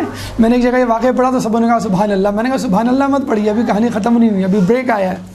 تو دنیاوی کہانی یہاں ختم ہو جاتی ہے، یا فلم یا ڈرامہ یا افسانہ یہاں ختم ہو جاتا ہے۔ اچھے دن آتے ہیں اور اچھے دن آنے کے بعد یہی، کیونکہ ہماری منزل اچھے دن ہے نا، پیسہ۔ اچھے دن کیا مطلب پیسہ۔ تو شادی ہو گئی، 3 دن بعد عیسیٰ علیہ السلام آئے اس سے ملنے کے لیے، تو شکر ہے کہ اس نے پہچان لیا اور عزت دی، ہاتھ ملایا اور اپنے ساتھ تخت پہ بٹھایا اور بہت شکریہ ادا کیا، مہمان نوازی کی۔ پھر عیسیٰ علیہ السلام نے کہا اچھا مجھے جانے دو، اب مجھے جانا ہے۔ تو وہ رخصت کرنے کے لیے ان کو دروازے تک گیا، جیسے ہی پلٹا اس نے کہا عیسیٰ علیہ السلام مجھے آپ سے ایک سوال کرنا ہے، اگر آپ نے اس سوال کا جواب نہیں دیا تو جو کچھ احسانات آپ نے مجھ پر کی ہیں اس کے کوئی معنی نہیں۔ دیکھیں صاحب معرفت تھا، ٹھیک ہے۔ تو عیسیٰ علیہ السلام سے اس نے پوچھا کہ آپ مجھے یہ بتائیے کہ آپ نے مجھے 2 دن میں بادشاہ بنا دیا اور آپ خود اتنی سادہ زندگی گزار رہے ہیں، یعنی آپ خود کیوں نہیں بن جاتے؟ ہمارے معاشرے میں بھی ایسے لوگ ہیں نا، فلاں کو مشورہ دیں گے، فلاں کو مشورہ دیں گے تو بیگمات ناراض ہوتی ہے، خود تو کچھ کرتے نہیں ہیں، لوگوں کو مشورے دیتے پھرتے ہیں، فلاں کا یہ کام کروا دیا، فلاں کا یہ کام کروا دیا، اور خود جو ہیں وہ بیٹھے ہوئے ہیں۔ تو عیسیٰ علیہ السلام سے کہا کہ آپ نے 2 دن میں مجھے بادشاہ بنا دیا، آپ خود کیوں نہیں بن جاتے؟ عیسیٰ علیہ السلام نے کیا کہا؟ اللہ تعالیٰ نے اس سے بڑی سلطنت آخرت میں میرے لیے رکھی ہوئی ہے، اور جہاں تک بات ہے ان نعمتوں کا جس سے تم اس وقت استفادہ کر رہے ہو ان سے اور لطف اٹھا رہے ہو، اس کے بدلے میں اللہ نے اس وقت مجھے ایسی روحانی لذتیں دی ہوئی ہیں کہ جن میں میں مشغول ہوں کہ مجھے فرصت ہی نہیں ہوتی دنیا کی نعمتوں سے لطف اندوز ہونے کی۔ 2 عالم سے کرتی ہے بیگانہ دل کو، عجب چیز ہے لذت آشنائی۔ کہ جب آدمی خدا کی محبت، خدا کے عشق میں گرفتار ہو تو یہ تمام چیزیں اس کے جسے کہ لیں کوئی حیثیت نہیں رکھتی۔ مقداد بن اسود آئے تھے مولا کے پاس کہ مولا غربت فقر و فاقہ کا مارا ہوا ہوں، کچھ دے دیجئے، تو مولا نے پتھر اٹھایا دیا تو وہ سونے میں تبدیل ہو گیا۔ مقداد تھوڑا سا ٹکڑا توڑ کے چلے گئے، واپس آئے کچھ دنوں بعد، مولا پھر پریشانی کا شکار ہوں، کچھ دے دیجئے۔ مولا نے پھر پتھر اٹھایا، ہاتھ میں رکھا، وہ پتھر سونے میں تبدیل ہو گیا، پھر ٹکڑا توڑا، پھر چلے گئے۔ تیسری مرتبہ آئے، شرمندہ، مولا شرمندگی ہوتی ہے بار بار مانگتے ہوئے، آپ مجھے سکھا کیوں نہیں دیتے؟ سونا بنانا سکھا کیوں نہیں دیتے؟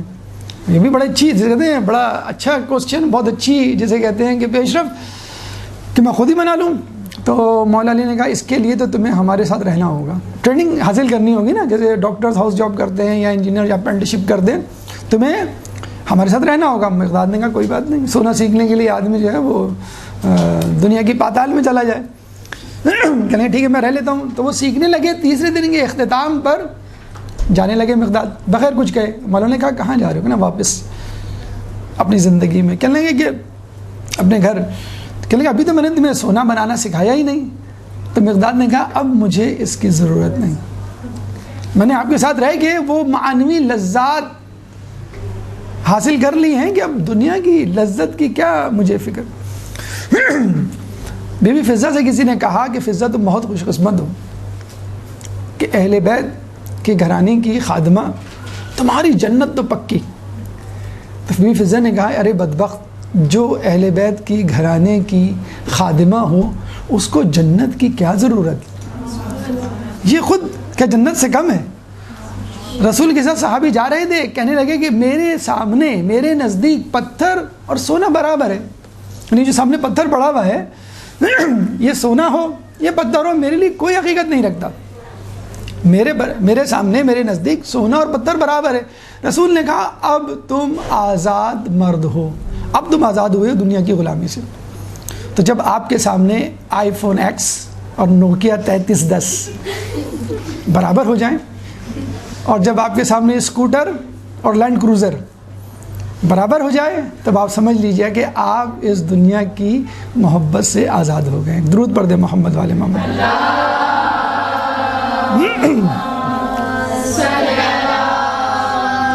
اللہم صلی اللہ. اس کے بعد عیسیٰ علیہ السلام اس شخص کو لے کے گئے اپنے ساتھیوں کے ساتھ. ان کو خزانہ تو نہیں ملا. انہوں نے عیسیٰ سے پوچھا آپ کو مل گیا؟ کہنے لگے یہ ہے میرا خزانہ. تو ایسے لوگ کسی خزانے سے خود کم نہیں ہوتے. تو جب عیسیٰ علیہ السلام نے یہ کہا تو وہ شخص لکڑہارے کا لباس پہن کر عیسیٰ علیہ السلام سلطنت کو لات مار کے عیسیٰ علیہ السلام کے ساتھ چلا گیا. تو جسے کہتے ہیں کہ جب آدمی کو معنویت, آخرت, خدا کی خدائی اور اس کے عشق میں جب وہ مبتلا ہو جائے تو پھر اس کو دنیا کے عشق اور دنیا کی محبت سے کوئی سروکار نہیں ہوتا. زلیخا کتنی پاگل تھی یوسف کے پیچھے, اور جب خدا نے کہا یوسف کو بھئی اس کو بلا لو اور اپنے ساتھ رکھو اور اس سے شادی کرو, تو وہ 40 دن تک عبادت میں مصروف ہوئی.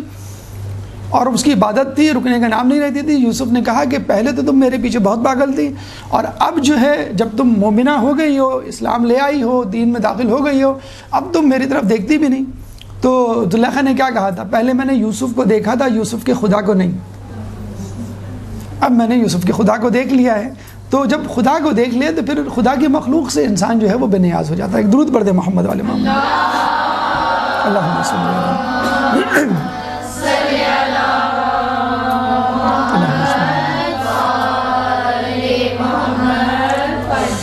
دیکھیے اتنے بڑے بلند مقام و مرتبے کے حامل ہونے کے باوجود انسان میں کچھ نہ کچھ فخر, غرور, تکبر آ ہی جاتا ہے. لیکن عیسیٰ علیہ السلام کی عظمت کو سلام کہ انہوں نے اتنے بلند مقام کو حاصل کرنے کے باوجود بھی تواضع و انکساری کا دامن نہیں چھوڑا. کہنے لگے اپنے ساتھیوں سے کہ آج میں ایک اہم کام کرنے جا رہا ہوں. تو لوگوں نے کہا کہ بالکل آپ کیجئے, ہم آپ کے ساتھ ہیں. تو ایک بڑے مرتبات میں پانی لے کر آئے اور اس پانی سے اپنے حواریوں کے پاؤں دھونے لگے. حواری اتنے پریشان, اتنے شرمندہ کہ آپ یہ کیا کر رہے ہیں, آپ نبی ہیں, ہم آپ کے حواری ہیں, آپ ہمارے پاؤں دھو رہے ہیں. تو عیسیٰ علیہ السلام نے کہا کہ جو بڑا ہوتا ہے اسی کو تو تواضع انکساری کا مظاہرہ کرنا پڑتا ہے, چھوٹا تھوڑی کرتا ہے. چھوٹا تو ہوتا ہی کم دار ہے بیچارہ, وہ کیا تواضع انکساری کا. جو بڑا ہوتا ہے اس کو تو تواضع انکساری کا مقابلہ اظہار کرنا پڑتا ہے. اور میں تمہارے ساتھ تواضع انکساری کر رہا ہوں اور تمہارے پاؤں دھو رہا ہوں تاکہ تم آگے اپنے سے کمتر لوگوں کے پاؤں دھو اور ان سے تواضع انکساری کا مظاہرہ کو. مٹا دے اپنی ہستی کو اگر کچھ مرتبہ چاہے کہ دانہ خاک میں مل کر گلے گلزار ہوتا ہے. کافی کی ایک روایت ہے کہ حکمت کی تعمیر و ترقی تواضع سے ہوتی ہے نہ کہ تکبر سے, اور زراعت نرم زمین میں ہوتی ہے نہ کہ پہاڑ پر. حقیقت ہے کہ زمین کو پہلے آپ کو نرم کرنا پڑتا ہے ہل چلا کے, تبھی تو وہ بیج ڈالنے کے بعد آپ کو پودا دیتی ہے. سخت زمین یا چٹان پر تو کوئی پودا نہیں اگتا. اور یہ بھی کہا جاتا ہے، ایک اور مثال دی جاتی ہے کہ جو درخت پھل سے لدا ہوا ہوتا ہے اس کی شاخیں جھکی ہوئی ہوتی ہیں۔ مولا کیا فرماتے ہیں کہ اکڑنا تو مردے کی پہچان ہے، جو زندہ ہوتا ہے وہ تو جھک کے اور تواضع سے ملتا ہے، اکڑنا جو ہے وہ مردے کی پہچان ہوتی ہے۔ اس کا مطلب ہے آپ مردہ ہیں، آپ ڈیڈ ہیں، آپ کو فکر ہی نہیں آس پاس کے لوگوں کی۔ تو جھکاؤ اور جھکنا جو ہے، اسے کہتے ہیں نا کہ سراہی سرنگو ہو کے بھرا کرتی ہے پیمانے۔ تو تواضع انکساری کہتے ہیں کہ آدمی کو اللہ تعالیٰ ہر نیکی کی توفیق دیتا ہے، نماز کی، روزے کی، عبادت کی، شب داری کی، اور لوگوں سے اچھے حسن اخلاق کی، لیکن تواضع کی توفیق اللہ نہیں دیتا۔ تواضع کو خود پیدا کرنا پڑتا ہے، یہ واحد نیکی ہے جسے آپ کو خود کیوں آپ کو گرانا پڑتا ہے نا۔ اللہ آپ کو گرائے گا تو یہ تو آپ کی خود نفس کی جو جنگ ہے اس کے خلاف ہے، آپ نفس سے جنگ تھوڑی کریں گے، یا خود گرا رہا ہے ایک شخص، لیکن خود گرنا بھائی دیکھیں نا کہ ایک آدمی آپ کو اپنی خدمت پر مجبور کرے کسی خوف میں مبتلا رکھ کر تو ایک الگ بات ہے، لیکن آپ خود سے اس کی خدمت کریں، تواضع کریں، اپنے آپ کو کمتر ظاہر کریں، یہ آپ کو تواضع جو ہے وہ خود پیدا کرنا پڑتا ہے۔ تو یہ کہنا کہ بھئی میں بڑا ہوں یا بڑی مسند پہ فائز ہوں، مقام و مرتبے کا حامل ہوں، میں کیسے کروں، میں کیوں اس کو سلام کروں، میں کیوں اپنی غلطی کی معافی مانگوں، جو ہمارے یہاں ایک تکبر کا، تو اس کو چھوڑ کر اس تواضع انکساری کو اپنائیے کہ خود ہمیں چھٹے امام سے ملتا ہے کہ اگر ایک شخص کسی دوسرے سے ملنے جاتا ہے اور اس سے جس سے لڑائی ہے اپنی غلطی کی معافی مانگتا ہے، حالانکہ غلطی اس کی نہ ہو دوسرے کی ہو، تو اس پہ جنت واجب ہو جاتی ہے۔ ہم کہتے ہیں نا اکثر غلطی میری تھوڑی، غلطی تو اس کی، وہ فون کرے، وہ مجھ سے معافی مانگے، تو کہتے ہیں اگر آپ خود مانگ لیں تو آپ پہ جنت واجب ہو جاتی ہے۔ تو یہ وہ ہے تواضع انکساری جو عیسیٰ علیہ السلام نے روا رکھی۔ ایک اور واقعہ میں تواضع انکساری کے حوالے سے ملتا ہے۔ دیکھیے شیطان کی یہ پوری کوشش ہوتی ہے کہ آپ کو نیکیوں سے دور رکھے، لیکن جب آپ نیکیاں کرتے چلے جاتے ہیں تو شیطان آپ کو اپنی نیکیوں کے تکبر، جسے کہتے ہیں عجب، اپنی نیکیوں پر گھمنڈ، اس میں مبتلا کر دیتا ہے۔ بعض اوقات تو یہ بھی لکھا علماء نے کہا ہے کہ بعض اوقات وہ آپ کو نماز شب کے لیے اٹھاتا ہے، آپ کے لیے نیکیاں آسان کرتا ہے، جب آپ نیکیاں کر لیتے ہیں تو اسی نیکی پر گھمنڈ کرنے لگتے ہیں، جب گھمنڈ کرتے ہیں تو پھر آپ شیطان کے برابر پہنچ جاتے ہیں۔ تو ابلیس جس نے گھمنڈ کیا تھا اپنی نیکی پر، وہی حربہ لے کر آیا، وہی مکروہ قبیح فعل عیسیٰ علیہ السلام کے پاس، اور کہنے لگا آپ تو بڑے عظیم پیغمبر ہیں کہ جو بن باپ کے پیدا ہوئے، کوئی پیغمبر ایسا پیدا نہیں ہوا۔ تو عیسیٰ علیہ السلام نے کہا کہ سب عظمت، ساری عظمت اللہ کے لیے ہے کہ جس نے آدم علیہ السلام کو بن باپ اور بن ماں کے پیدا کیا، میرا مرتبہ تو آدم سے بھی کم ہے اور عظمتیں تو اللہ کے لیے ہیں۔ پھر شیطان نے کہا تو آپ وہ عظیم پیغمبر ہیں کہ جس نے گہوارے میں کلام کیا ہے نا، کہ قال انی عبداللہ آتانی الکتاب وجعلنی نبیا۔ تو عیسیٰ علیہ السلام نے کہا کہ تمام عظمت اللہ کے لیے ہے کہ جس نے مجھے قوت گویائی دی، اگر وہ چاہتا تو مجھے گونگا پیدا کرتا، میں بولنے کی صلاحیت نہیں رکھتا۔ پھر شیطان نے کہا آپ تو وہ ہیں جو پرندے، مٹی کے پرندے پر پھونک مارے تو وہ پرندہ حقیقت میں پرندہ بن کے اڑ جائے۔ انہوں نے کہا کہ تمام عظمتیں اللہ کے لیے ہیں کہ جو اس تمام کائنات کا خالق ہے۔ پھر شیطان نے کہا کہ آپ تو وہ ہیں کہ جو مردہ کو زندہ کر دیں۔ تو عیسیٰ علیہ السلام نے کہا تمام عظمتیں اللہ کے لیے ہیں کہ جو انسان کو پیدا کرتا ہے، پھر مارتا ہے، پھر دوبارہ پیدا کرتا ہے۔ تو اس نے کہا شیطان نے کہ ایک وقت آئے گا کہ آپ لوگوں میں روزی تقسیم کریں گے۔ تو عیسیٰ علیہ السلام نے کہا کہ تمام تعریفیں اللہ کے لیے ہیں اور وہ تمام خامیوں کوتاہیوں سے منزہ ہے۔ پھر کہتے ہیں کہ شیطان ایک چیخ مار کے بھاگا، جیسی بھاگا پھسلا اور ایک نالے میں جا کے گر پڑا۔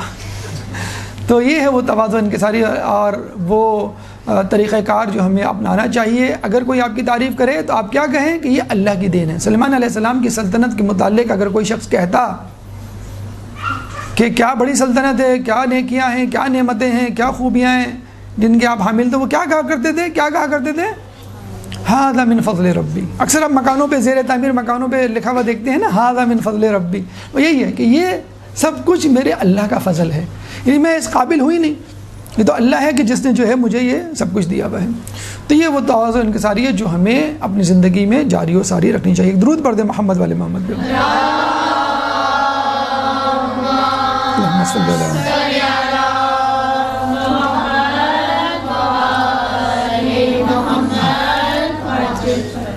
اچھا، اس حوالے سے ہمیں ایک واقعہ ملتا ہے امر بالمعروف و نہی عن المنکر. جیسے ہم نے کہا کہ انسان جو ہے بعض اوقات اپنی زندگی میں گمراہی کا شکار ہو جاتا ہے تو کیا طریقہ کار ہو. جیسے ہم نے کہا غفلت کا شکار ہو جاتا ہے, حب دنیا کا شکار ہو جاتا ہے. اور وہ شخص جس کو زندہ کیا تھا اس نے کیا کہا تھا کہ میں بھی ان میں سے تھا, گناہ نہیں کرتا تھا لیکن ان کو منع نہیں کرتا تھا. امر بالمعروف و نہی عن المنکر. تو ایک بہت بڑا, جسے کہتے ہیں آج کل کی دنیا میں دیکھا جائے جو موٹیویشن ہوتی ہے کہ بھئی کوڑا نہ پھیلائیں, صفائی کریں, بجلی کم استعمال کریں, پانی نہ زیادہ ضائع کریں. یہ جو ٹی وی پہ اور دیگر ویب سائٹس پہ اخباروں میں اشتہارات چلتے ہیں, یہ بھی ایک امر بالمعروف و نہی عن المنکر کا ایک انداز ہے. تو اس شخص کو جو عذاب ہوا امر بالمعروف و نہی عن المنکر کے نہ کرنے کی وجہ سے.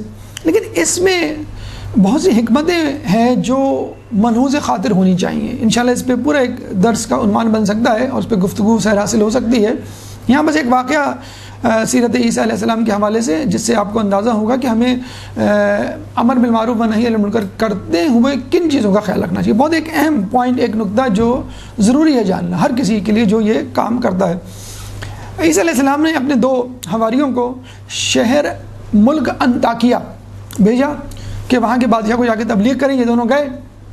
اب یہ دونوں جاتے ہی بادشاہ کے سامنے جسے کہتے ہیں کہ پھٹ پڑے کہ تم مشرک ہو اور تم جو ہے وہ ایک عظیم گناہ کے مرتکب ہوئے ہو, جلد سے جلد اپنی توبہ کر لو ورنہ اللہ تعالیٰ تمہیں عذاب دے گا.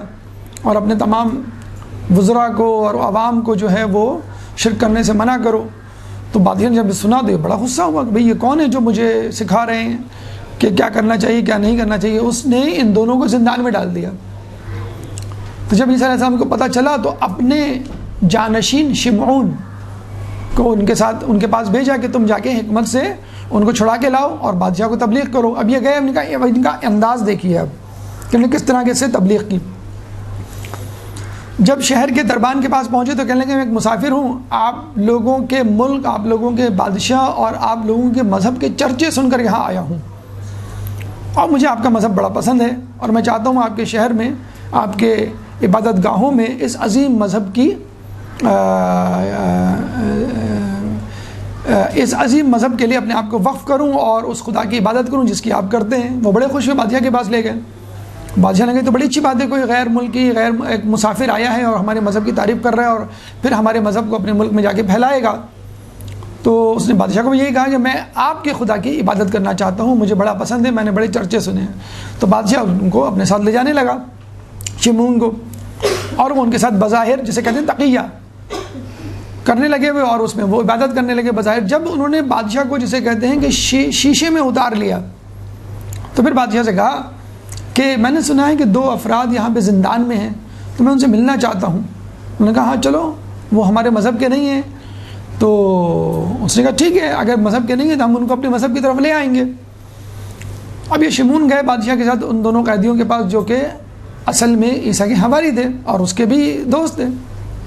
اسے پوچھا بھائی تم کس مذہب پہ ہو اور تمہارے مذہب کی کیا خصوصیات ہیں, اور اشارہ بھی کر دیا. پہچان تو گئے تھے وہ شمعون کو. شمعون نے اشارہ کر دیا کہ بھئی تم خاموش رہنا, جیسے میں کہوں ویسے میری ہاں میں ہاں ملانا. انہوں نے کہا بھئی تمہارے مذہب کی کیا خصوصیات ہیں اور کس بنا پہ تم کہتے ہو کہ ہمارا مذہب حق ہے. انہوں نے کہا کہ بھئی ہمارے مذہب کے چند معجزات ہیں جس کی بنا پر ہم سمجھتے ہیں کہ یہ ہمارا مذہب حق ہے. کہہ لیں گے تم کیا کر سکتے ہو؟ کہہ لیں گے ہم جو ہے نابینا کو بینا بنا سکتے ہیں. تو شمعون نے کہا کہ یہ تو میں بھی کر سکتا ہوں.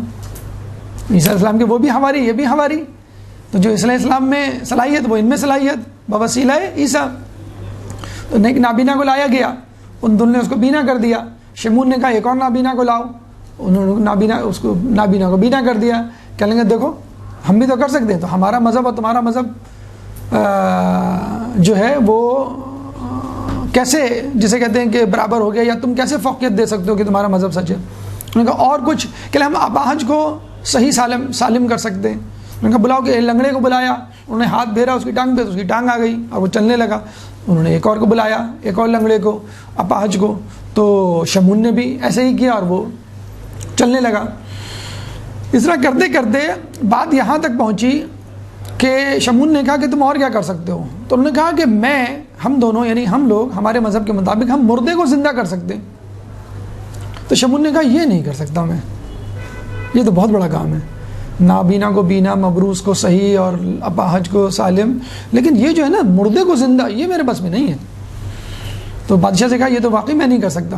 پھر اس نے کہا، بادشاہ شمون نے بادشاہ سے کہا یہ تو حقیقت میں نہیں کر پائے گا، ہم اس کو چیلنج کرتے ہیں کہ اگر اس نے یہ کر دیا تو ہم اس کے مذہب کو اختیار کر لیں گے، اور سب سے پہلے ہم اس کو کہیں گے کہ تمہارے بیٹے کو زندہ کریں۔ وہ 1 ہفتے پہلے اس کا انتقال ہوا تھا بادشاہ کے بیٹے کا، بادشاہ خوش ہو گیا، اس کا اکلوتا بیٹا تھا، اگر بیٹا زندہ ہو گیا تو میں ساری سلطنت اس کو دے دوں گا، ولی عہد بن جائے گا، میری سلطنت میرے پاس رہے گی، میرے خاندان میں رہے گی۔ تو شمون نے کہا کہ ہاں ہم یہ نہیں کر سکتے، اگر تم نے یہ کر دیا اور بادشاہ کے بیٹے کو زندہ کر دیا تو پھر ہم سب تمہارے مذہب پہ آ جائیں گے۔ 100% یقین تھا بادشاہ کو کہ یہ ایسا نہیں ہو سکتا، اور شمون نے یہ تسلی بھی دے دی اگر ہو بھی گیا تو اس میں کیا قباحت، تمہارا بیٹا زندہ ہو جائے گا، بیٹے کی محبت میں آدمی سب کچھ کر گزرتا ہے۔ تو اس نے کہا کہ ٹھیک ہے تم کرو، انہوں نے دعا کی، اور دعا کرنے کے بعد کہا کہ جاؤ قبرستان میں اس کی قبر کے پاس۔ ابھی سب گئے اس کی قبر کے پاس، تو ان کا بیٹا بیٹھا ہوا تھا قبر سے اٹھ کر، اور ساری دھول مٹی اس پہ لگی ہوئی تھی۔ اس کو لے کر آیا، اس کو غسل دیا، کپڑے وپڑے پہنائے، اور بالکل صحیح سالم جس طرح عام زندگی میں جس عمر میں جس حالات میں جن حالات میں وہ گیا تھا انہی حالات میں واپس آ گیا۔ تو بادشاہ بہت خوش ہوا۔ تو شمون نے کہا اب اس میں کیا حرج ہے، ہم ان کا مذہب قبول کر لیں، اگر ہمارے اندر یہ طاقت آ جاتی ہے تو یہ تو بڑا مضبوط مذہب ہوا۔ تو کہتے ہیں کہ پھر بادشاہ سمیت پوری عوام جو ہے وہ مذہب عیسیٰ پر آ گئی۔ تو دیکھیں یہ ہے حکمت عملی۔ تو ہم بھی اکثر یہ کرتے ہیں نوجوان نسل کے ساتھ یا بچوں کے ساتھ کہ جب بھی وہ کوئی کام کر رہے ہوتے ہیں ان کو ڈانٹ رہے ہوتے ہیں، اور ان کو جو ہے سزا دینے پہ تل آتے ہیں فوراً، کہ جیسے وہ نماز نہیں پڑھ رہے یا نماز میں تاخیر کر رہے ہیں یا ٹی وی دیکھ رہے ہیں یا کچھ کر رہے ہیں، ان کی گیمز میں جس ایکٹیویٹی میں وہ انوالو ہیں آپ بھی انوالو ہو جائیں، اور کہیں بیٹے کیا کرو، چلو میں بھی کرتی ہوں یا میں بھی تمہارے ساتھ کھیلتا ہوں۔ پھر 5 منٹ بعد 10 منٹ بعد کہیں بھائی چلو نماز کا وقت ہو گیا، بھائی چلو آج ہوم ورک کا وقت ہو گیا، بھائی چلو بھائی اب سونے کا وقت ہو گیا۔ اکثر بچوں کو ہم ڈانٹ کے سلا رہے ہوتے ہیں اور وہ سو نہیں رہے ہوتے، ارد گرد منڈلا رہے ہوتے ہیں۔ تو 5-10 منٹ کی کہانی یہی جو میں نے سنائی ہے یہی سنا دیں آپ اس کو، کتنے واقعہ سنائے ماشاء اللہ آج، تو یہ واقعہ آپ ان کو سنا دیں، آپ دیکھیے کہ 5 منٹ کے اندر اندر ان کو جو ہے وہ نیند آ جائے گی۔ تو بچوں کی خواہش کو پورا کرنا اور اس خواہش کے بدلے اپنی کنڈیشن یا اپنی شرائط بنوانا بہت آسان کام ہے، بہت اچھا طریقہ ہے نعم البدل جسے کہتے ہیں، کہ بچوں کو راہ راست پلانے کا بھی اور ان کو باغی ہونے سے بچانے کے لیے۔ تو یہ وہ حکمت کی تبلیغ کی جس کی وجہ سے شمعون کی ذہانت کی وجہ سے بادشاہ اور اس کی رعایا جو ہے مسلمان ہو گئی۔ درود پڑھ دے محمد والے محمد میں۔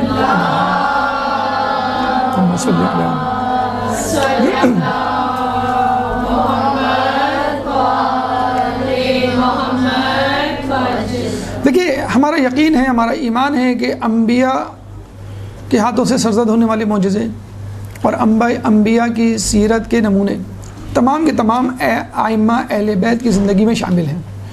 تو کوئی ایسی بات نہیں، کوئی ایسا معجزہ نہیں، کوئی ایسی نیکی، کوئی ایسی صفت نہیں جو انبیاء میں پائی جاتی ہو اور ہمارے ائمہ میں نہ پائی جاتی ہو، بلکہ بدرجہ اولا پائی جاتی ہے، کیونکہ ہمارے ائمہ انبیاء سے افضل۔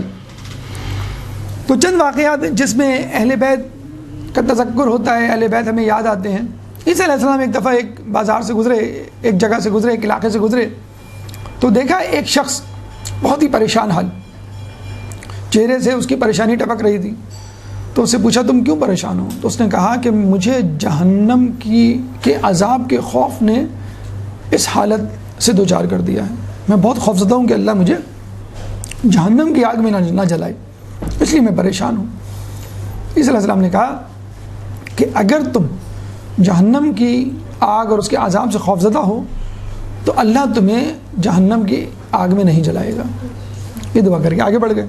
پھر آگے گئے، ایک شخص کو اور دیکھا، وہ بھی پریشان، اور پریشانی اس کے چہرے سے ٹپک رہی تھی۔ کہتے ہیں تم کیوں پریشان ہو؟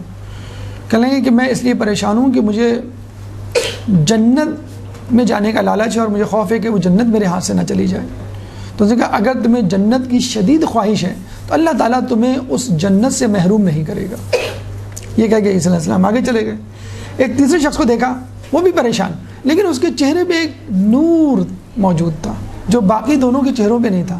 پریشان تینوں تھے، تیسرے شخص کے چہرے پہ ایک نور تھا۔ عیسیٰ علیہ السلام نے کہا کہ تم کیوں پریشان؟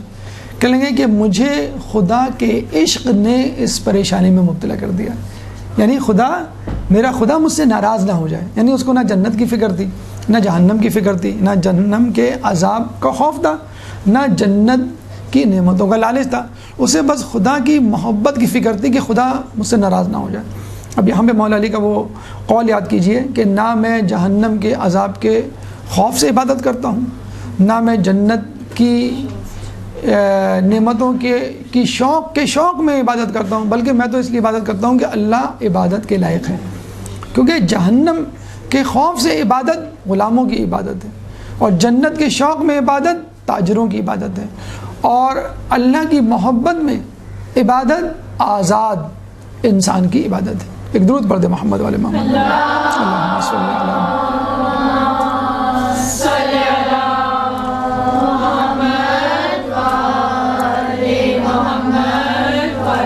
ایک دفعہ عیسیٰ علیہ السلام اپنے حواریوں کے ساتھ مسافرت میں تھے کہ کربلا کے میدان سے گزرے۔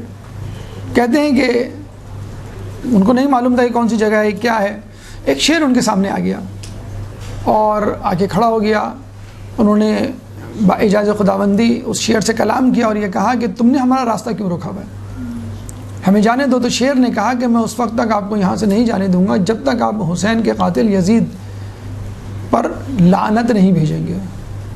تو عیسیٰ علیہ السلام نے اپنے حواریوں کے ساتھ امام حسین کے قاتل یزید پہ لعنت بھیجی، پھر جا کے شیر نے ان کو راستہ دیا۔ یعنی معرفت حسین، معرفت کربلا انبیاء کو بھی تھی، اور کوئی بھی نبی معرفت کربلا اور معرفت حسین کے بغیر اس دنیا سے نہیں گیا۔ اور یہاں سے یہ بات بھی ثابت ہوتی ہے کہ جہاں پہ مودت، جہاں پہ محبت اور جہاں پہ ولایت اور جہاں پر نسبت اہم ہے، وہاں پہ براعت اور ایسے لوگوں سے کنارہ کشی اختیار کرنا کہ جو دشمنان اہل بیت میں شمار ہوتے ہیں۔ یعنی تولا اور تبرہ دونوں ضروری ہیں، اور خود لا الہ الا اللہ تولا اور تبرے کا مجموعہ ہے۔ بلکہ دیکھا جائے تو تبرے سے شروع ہوتا ہے، لا الہ کوئی خدا نہیں، براعت کا اظہار، تمام خداؤں سے کنارہ کشی، اور پھر الا اللہ سوائے اللہ کے، یہ ہے تولا، یعنی اللہ کی ولایت میں اور اللہ کی توحید میں داخل ہونا۔ پہلے خداؤں کا انکار اور پھر ایک اللہ کا اقرار۔ امام شیعہ فرماتے ہیں کہ کلمہ طیبہ، کلمہ توحید وہ کلمہ ہے کہ جس کی ابتدا کفر سے ہوتی ہے اور جس کی انتہا ایمان پر ہوتی ہے۔ یعنی پہلے آپ نے کہا کوئی خدا نہیں، پھر کہا سوائے اللہ کے، تمام خداؤں کا انکار اور اس کے بعد ایک اللہ کا اقرار۔ ایک درود پڑھ دے محمد والے محمد، اللہم صلی علی محمد۔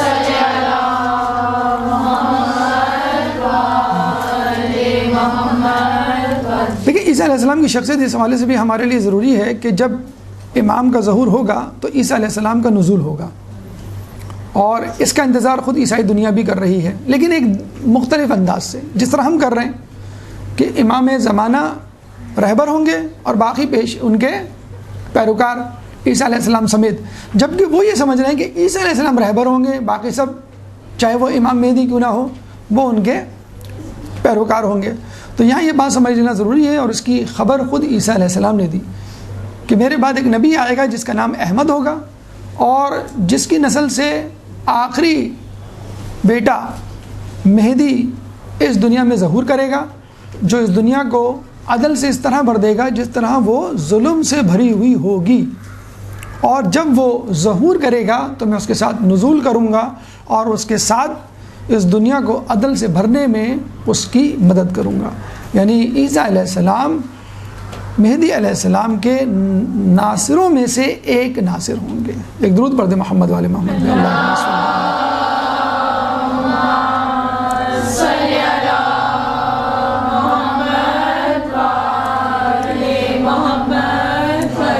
عیسیٰ علیہ السلام اپنے آخری ایام میں اپنی ماں بی بی مریم کو بہت یاد کیا کرتے تھے، اور ان کی موت کچھ اس طرح واقع ہوئی کہ دمشق کے ایک علاقے میں جب وہ حالت نماز، حالت سجدہ میں تھی، تو اس نے اتنی طوالت اختیار کی کہ اس دوران ان کی روح پرواز کر گئی، اور جب اپنی ماں کو روزہ افطار کے وقت اٹھانے کے لیے گئے تو پتہ چلا کہ ان کی ماں جو ہے وہ خالق حقیقی سے جا ملی ہیں۔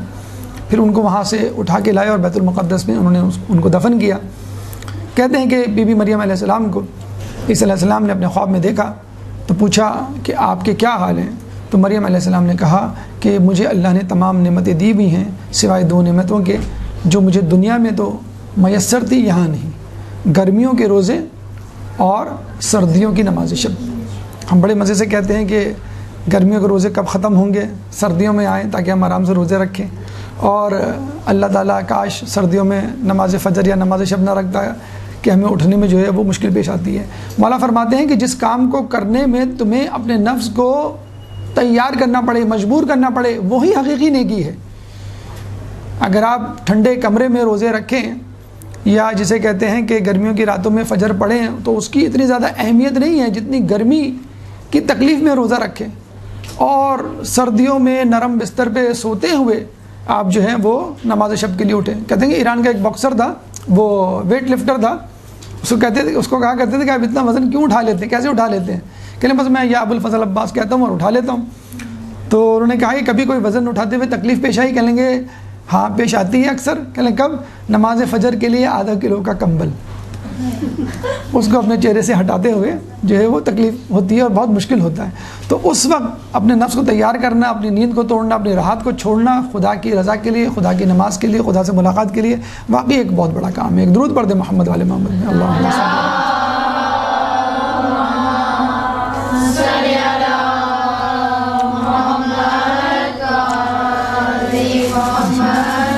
کہتے ہیں کہ عیسیٰ علیہ السلام کے جب پیروکاروں میں بہت زیادہ اضافہ ہونے لگا اور لوگ جوک در جوک ان کے مذہب میں داخل ہونے لگے، تو اس زمانے میں روم کے بادشاہ کے کان کچھ یہودیوں نے بھرے کہ یہ شخص بڑا مشہور ہوتا جا رہا ہے، اس کے پیروکاروں میں اضافہ ہوتا جا رہا ہے، عنقریب یہ تمہاری جگہ لے لے گا اور بغاوت کر دے گا، چنانچہ اس کو قتل کر دو۔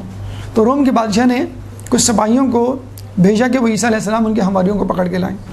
عیسیٰ علیہ السلام اپنے 12 حواریوں کے ساتھ جاتے ہیں کسی مقام پر، ایک گھر میں، اور وہاں یہ اعلان کرتے ہیں کہ آج شب میں پرواز کر جاؤں گا اور تمہیں میرے دین پر چلنا ہے اور اس کو پھیلانا ہے۔ اور پھر یہ بھی اعلان کر دیتے ہیں کہ میرے بعد 8 افراد منحرف ہو جائیں گے، 4 افراد میرے دین پر رہیں گے، اور یہ وہ لوگ ہوں گے جو میرے بنائے ہوئے جانشین شمعون کو اپنا ولی اور اپنا حاکم تسلیم کریں گے۔ اور ایک شخص کے بارے میں کہا کہ یہ کافر ہو جائے گا، اور کہتے ہیں کہ یہودا سخرایوتی ان کا ایک حواری تھا جو بعد میں چند ٹکڑے چاندی کے عوض بک گیا تھا، اور اس نے عیسیٰ علیہ السلام کی زندگی کا سودا کر ڈالا تھا۔ اور کہتے ہیں کہ وہ مکان سے باہر نکلا چپکے سے، اور بادشاہ کی سپاہیوں کو جو آس پاس موجود تھے یہ کہا کہ عیسیٰ علیہ السلام اندر اس گھر میں موجود ہیں۔ کہتے ہیں کہ جیسے اس نے یہ جملہ کہا، اللہ تعالیٰ نے اس شخص یہودا سخرایوتی، ایک جگہ اس کا نام سرجس بھی لکھا ہوا ہے، بہرحال اس کا چہرہ اللہ تعالیٰ نے عیسیٰ علیہ السلام جیسا بنا دیا اسی وقت۔ تو بادشاہ کے سپاہی نے کہا کہ تم تو خود عیسیٰ ہو اور تم کہہ رہے ہو کہ عیسیٰ اندر موجود ہے۔ اس نے کہا کہ تم اندر جا کے خود دیکھ سکتے ہو۔ تو بادشاہ کے سپاہی اس کو پکڑ کے اندر لے گئے تو پتہ چلا کہ وہاں عیسیٰ علیہ السلام ہے ہی نہیں۔ تو اس نے کہا بس تم ہی عیسیٰ علیہ السلام ہو، اور اس کو جو ہے وہ صلیب دے دی۔ تو آج تک عیسائی یہی سمجھتے ہیں کہ عیسیٰ علیہ السلام حقیقی طور پہ مصلوب ہو گئے تھے، یعنی ان کو صلیب پہ سولی پہ چڑھا دیا گیا تھا، جبکہ ہمارے نزدیک عیسیٰ علیہ السلام آسمان پر چلے گئے تھے، اور وہ صاحب امام زمانہ کے ظہور کے وقت نزول کریں گے اور ان کے ساتھ ان کے جانثاروں میں شامل ہوں گے۔ اور اس شخص کی جسے کہتے ہیں بے وفائی اور گمراہی کی وجہ سے لوگوں کو مشکلات کا سامنا کرنا پڑا، اور یہ ایک اہم نصیحت جو عیسیٰ علیہ السلام کر کے گئے تھے کہ وہ لوگ اصل دین پر قائم رہیں گے جو میرے بنائے ہوئے جانشین کو اپنا رہبر و رہنما تصور کریں گے اور اس کی پیروی کریں گے۔ یہی بات خود رسول اللہ نے غدیر قم میں کی تھی کہ من کنت مولا فہذا علی مولا۔ تو جب رسول اللہ کے جانے کے بعد جن جن لوگوں نے علی کی ولایت کو قبول کیا بس وہی راہ راست پہ رہے، باقی تمام لوگ گمراہ ہو گئے۔ اللہ تعالیٰ سے دعا ہے کہ ہمیں عیسیٰ علیہ السلام کی سیرت پر عمل کرنے کی توفیق عطا فرما، جو کچھ پڑھا سنا اس پہ عمل کرنے کی توفیق عطا فرما، ہماری اس آخر سی عبادت کو اپنی بارگاہ میں قبول فرما، ہماری زندگی میں زہد و تقوی کا رنگ بھر دے، تعلیمات اہل بیت پر عمل کرنے کی توفیق عطا فرما، قیامت کے دن ان کی شفاعت سے بہرہ مند فرما۔ ربنا تقبل منا انك انت السميع العليم وتب علينا انك انت التواب الرحيم برحمتك يا ارحم الراحمين وصلى الله على محمد وآله الطاهرين.